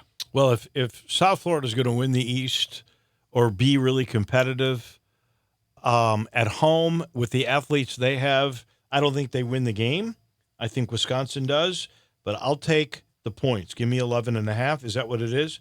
11.5, and I'll take South Florida. So you think Charlie Strong will keep that one close tonight? I wonder how much weather's impacting Tampa St. Pete tonight with the hurricane coming in. Because the Florida, I don't think the Florida governor declared every county under watch. Right, but I don't think it really is a factor until Sunday, in fact, or late Saturday. But it's got to be a factor in some evacuation and in some preparation, doesn't it? Well, they moved games. Like we all know the Boise Florida State game moved, and it moved from Saturday night to Saturday day. But most, from what I saw yesterday, most people are saying that thing does not hit land until late Saturday. Drew, you're picking Wisconsin, South Florida. I'm going to take South Florida in this game. I'm not going to take them outright. I don't know if they win the game, but I think they keep it a lot closer than 11.5. I'm thinking it's probably going to be a field goal game. I think the best game of the day, and it's the Saturday night feature ABC game with Chris Fowler and Kirk Herbstreit doing the game from Cowboy Stadium, AT&T Stadium, Jerry's World in Arlington. Auburn, 3.5-point favorite over Oregon. What a contrast in quarterbacks here. The quarterback for Oregon, a lot of people talking about maybe dark horse, Justin Herbert, dark horse in the Heisman Trophy race this year against a guy that was playing high school football a year ago in Bo Nix. Auburn minus 3.5. Drew? I'm taking Auburn. Easy? I don't know how easy, but easy. I'm going to take them by at least a touchdown and a half, so probably about 10 points. Dave? I don't trust freshman quarterbacks. Sometimes Good they reason work. not to. I don't usually. I know Trevor Lawrence was great right off the bat, but that was middle of the year. This is this guy's first game. Oregon's got athletes too. Some people think beyond Utah and Washington that they're the best team in the Pac-12. I'm going to go with Oregon in this game. Oregon, just the points, or you calling it upset? I get 3.5, correct? Yep. Well, I'm picking them to. Well, yeah, I guess they're going to win the game. Okay. But it doesn't matter. I got 3.5. You have the Oregon Ducks. All right, lock time for me. What we get Army score? 0-0, 3 minutes and 38 seconds left in the first quarter. Come on, Army. You can't cover 22.5 starting the first quarter at 0-0. That's the only game that started, right? Because the Tulsa, Started at Michigan 5 State, Starts and at Wisconsin, 6. South Florida started 6. Mm-hmm. Yeah. Okay. So I have Army minus the 22.5 over Rice. Who knew Rice's defense was going to be that stingy? They had all summer to get ready for the wishbone attack. Drew, your lock. Man, I was so hard trying to find a lock this week. You just really because did wrestle one. Because so many of the point spreads are so large, and especially last night, only one team covered a very large point spread, and that was Central Florida. So I had to wait till Bruce came on, and I'm going to go with Bruce. I'm going to take the Buffalo of Colorado over their in-state rivals, Colorado State. Give me Colorado minus 13.5. I had that on one of my down ballots if somebody else wanted Army. So you have Colorado over Colorado State. Pretty good rivalry. I'm bigger on Mel Tucker at Colorado than Bruce was. Your lock, Dave? I think Miami of Ohio is not a very good football team. They have to play Iowa tonight. Iowa's given away, or is that Saturday? Iowa's given away 21.5 points. I think they will cover that. I'm not sure Miami will score. Give me Iowa. Iowa and Kirk Ferentz minus how many? 21.5. 21.5. I think that was the line. Shock time for you, Drew. Shock, 10,000 stars time? Can I put 10,000 stars? If you would like. 10,000 stars. Give me MTSU plus 35.5 at the Big House. Middle at the Big House. No straight up, are you? No straight up, but it's a 10,000 star play. Bet the house on it. Dave?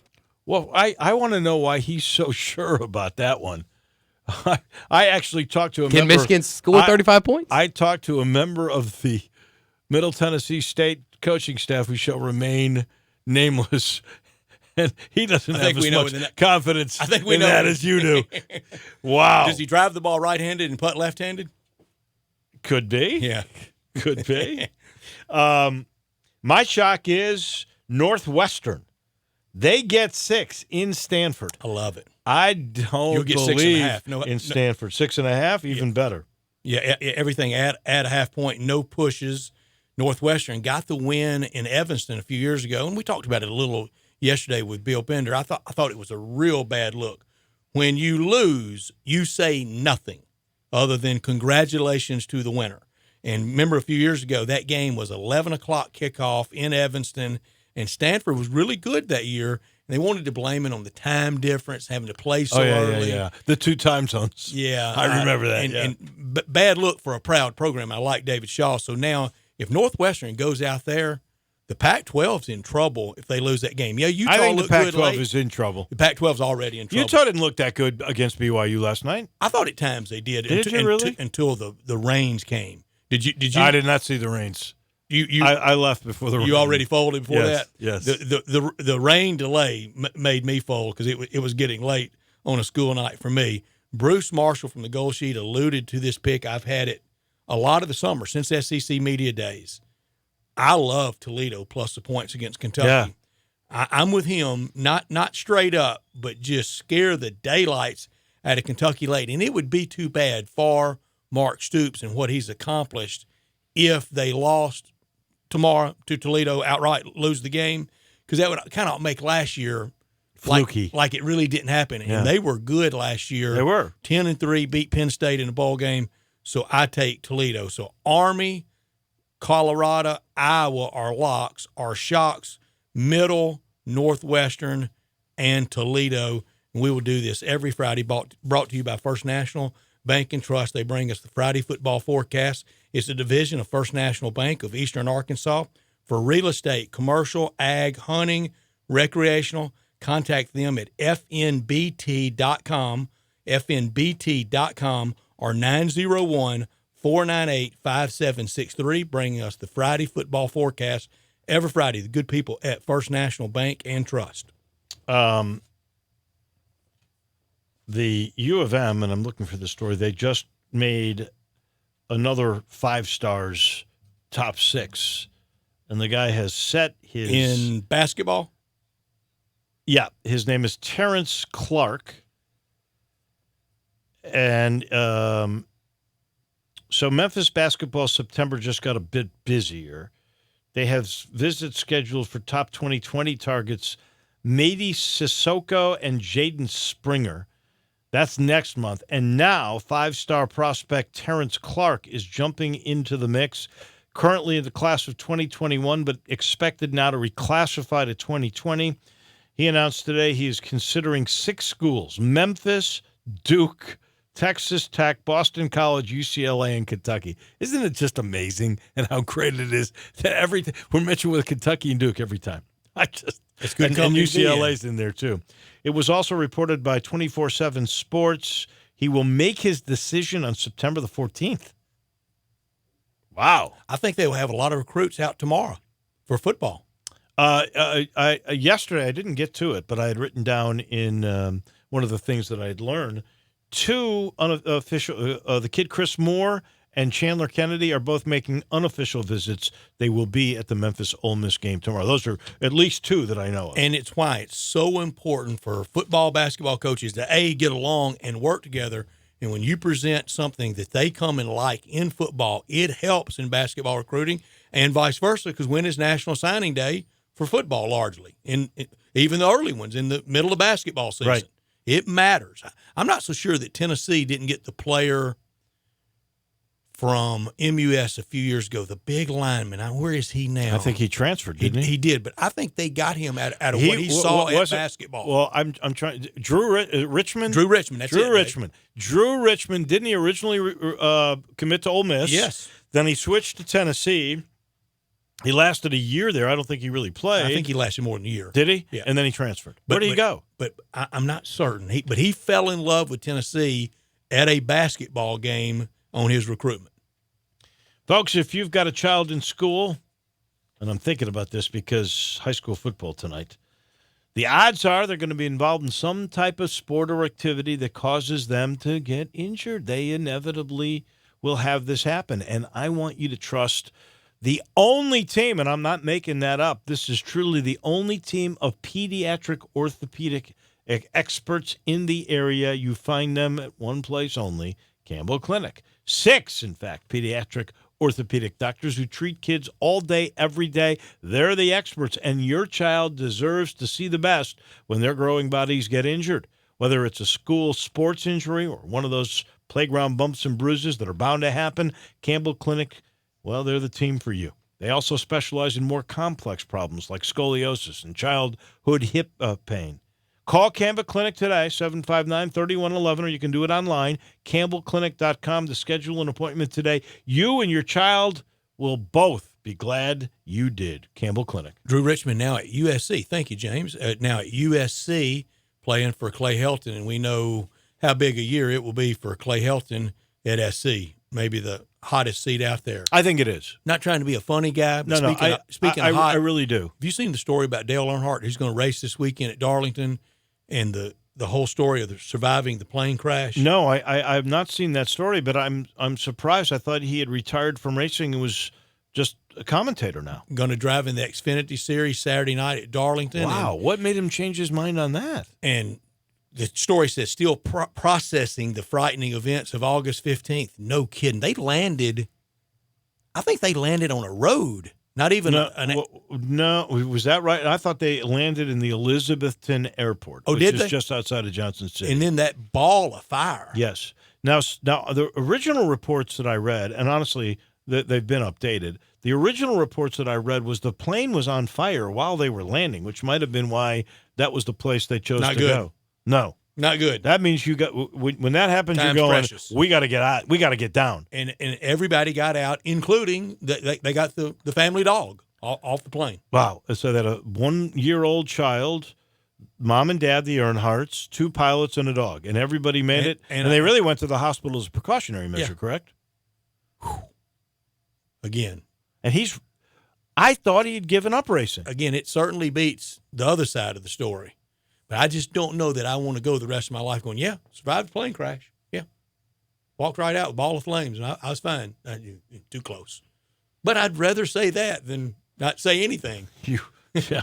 The alternative is your mum forever. For a long time. Yeah. We take a break. Back in just a minute. We got crunch time and some final thoughts on Memphis and Ole Miss. That all comes your way in a minute as we wind down on this Friday on Sports Time with Wolo and Stats. Greg Gaston and Eli Savoy get you through the midday with Sports 56 Middays. Delivered by FedEx. Weekdays from 10 till 1 on Sports 56, 96.1 and 87.7. Duncan Williams Investment Bankers presents Toby Keith at Live at the Garden this Saturday, August 31st at the beautiful Memphis Botanic Garden. How do you like me now? One night, Toby Keith, all the hits. That was 1,452 beers ago.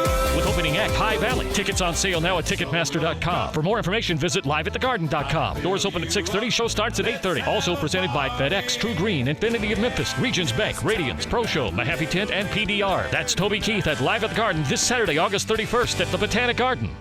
John Burgess, we're still in the afterglow of a very successful golf tournament. Brett, I want to convey my sincere thanks to Daryl Smith and his staff at Jack Sammons and the board and CBS for putting on such a great golf tournament. Not only did we see great golf and saw Memphis and St. Jude painted in such a positive way, we got to show Memphis as the great foodie town that it is, from Andrew Michael to barbecue. And I especially want to express my appreciation for the cooperation shown by all the barbecue places at the pit. Even though we're competitors, we certainly work together to produce great barbecue. Especially I want to thank Walker Taylor with Germantown Commissary, Elizabeth Blondis with Central Barbecue, Ernie Meller with Hog Wild, and Pat Donahue and our staff at the Rendezvous. Dining out in Memphis is one of my great pleasures. Of course, we want everyone to come to the Rendezvous, but don't forget all the other great food establishments where all our friends and family work hard every day putting out great products and quality service. Food is one of those understated assets the world needs to know about Memphis. The Rendezvous since 1948 in the alley in downtown Memphis. It's Shaq from Homer Skelton Chrysler Dodge Jeep Ram in Millington. Huge deals going on for Labor Day, and come see us get a great deal. We've got Jeep Wranglers, $7,500 off. Ram, $2,500 and $3,500 trucks, $11,000 off. Wow. For you working guys, we are a business link dealer. Bring your vehicle into service. You're not going to be down. We're going to give you something equivalent to what you have so you can get right back on the job site. Find us at Millington at Highway 51 and 385, or find us at homeskeltoncdj.com. Just a bunch of normal guys in the car business, changing lives 4 tires at a time. Welcome back to Sports Time with Wolo and Stats. This hour of Sports Time is brought to you by DeSoto Auto Sales. Here once again are Dave Wolosian and Brad Norsworthy.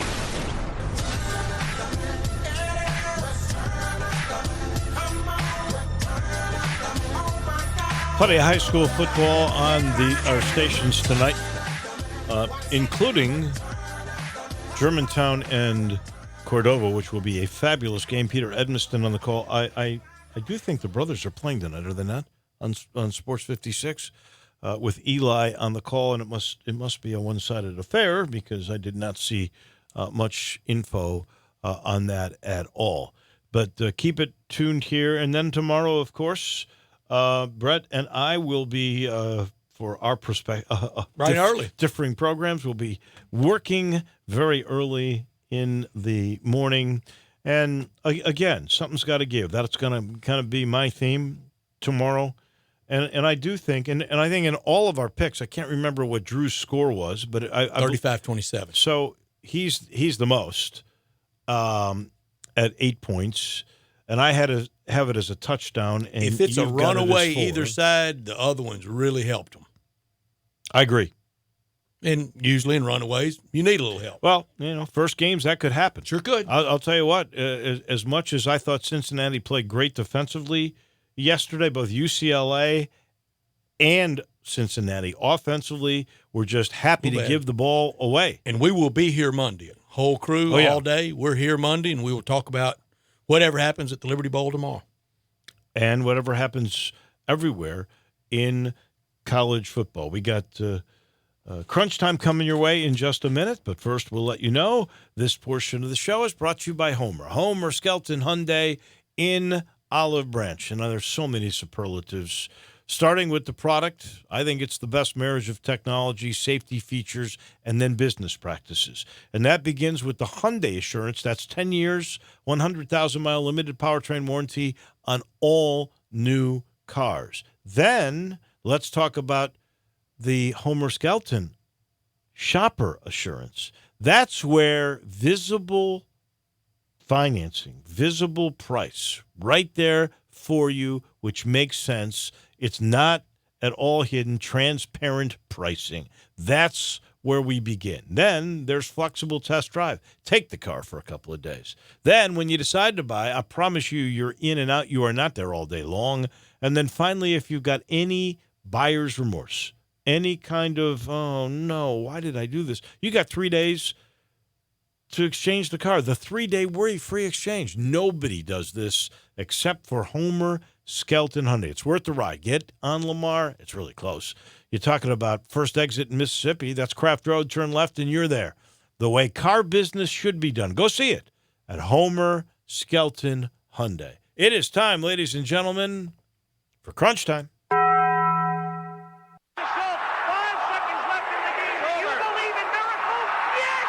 This is Geraldo. It is crunch time. You are looking live. It's crunch time. In your life, have you seen anything like that? We'll take questions again for the student athletes at this time, please. He's a professional. He's pretty classy for his age.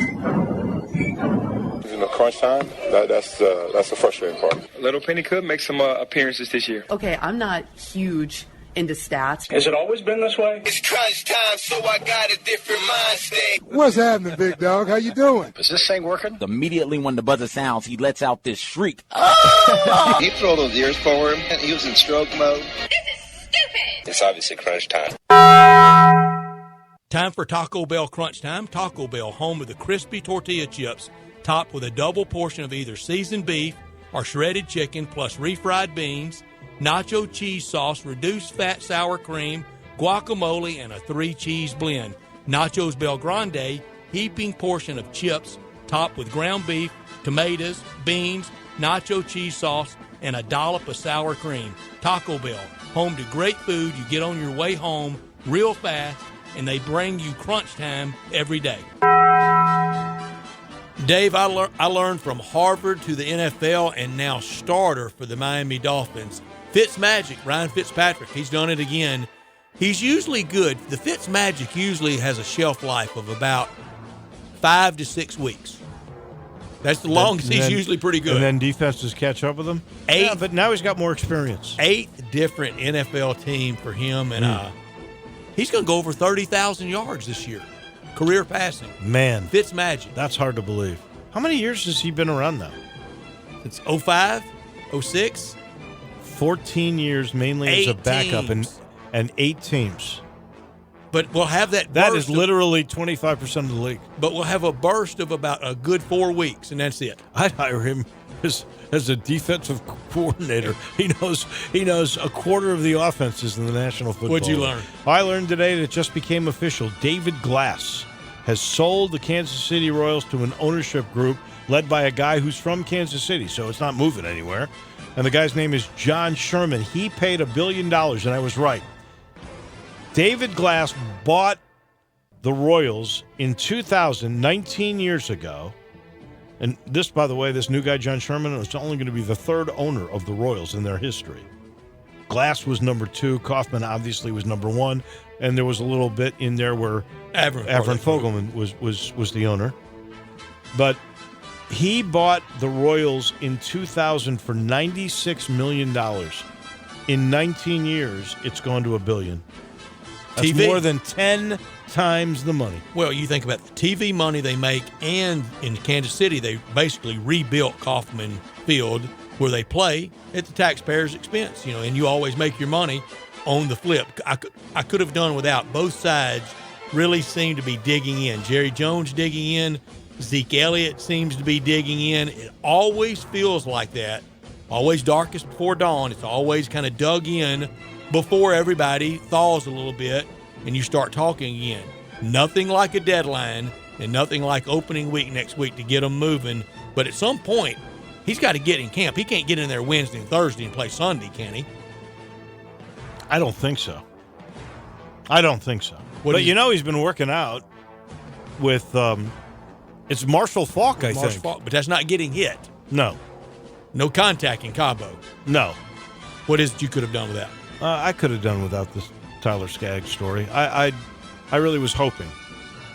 When they really didn't say very much, I was really hoping it was natural causes. This whole thing would go away. But this is a black eye on the Angels and on Tyler Skaggs. When you mix fentanyl and oxycodone with alcohol, and I don't care who gave you the pills, you don't need fentanyl for anything anyway. And who told you to use alcohol with it? I mean, it's a sad story that a 27-year-old guy loses his life over nothing. Oh, to be young on both sides of that.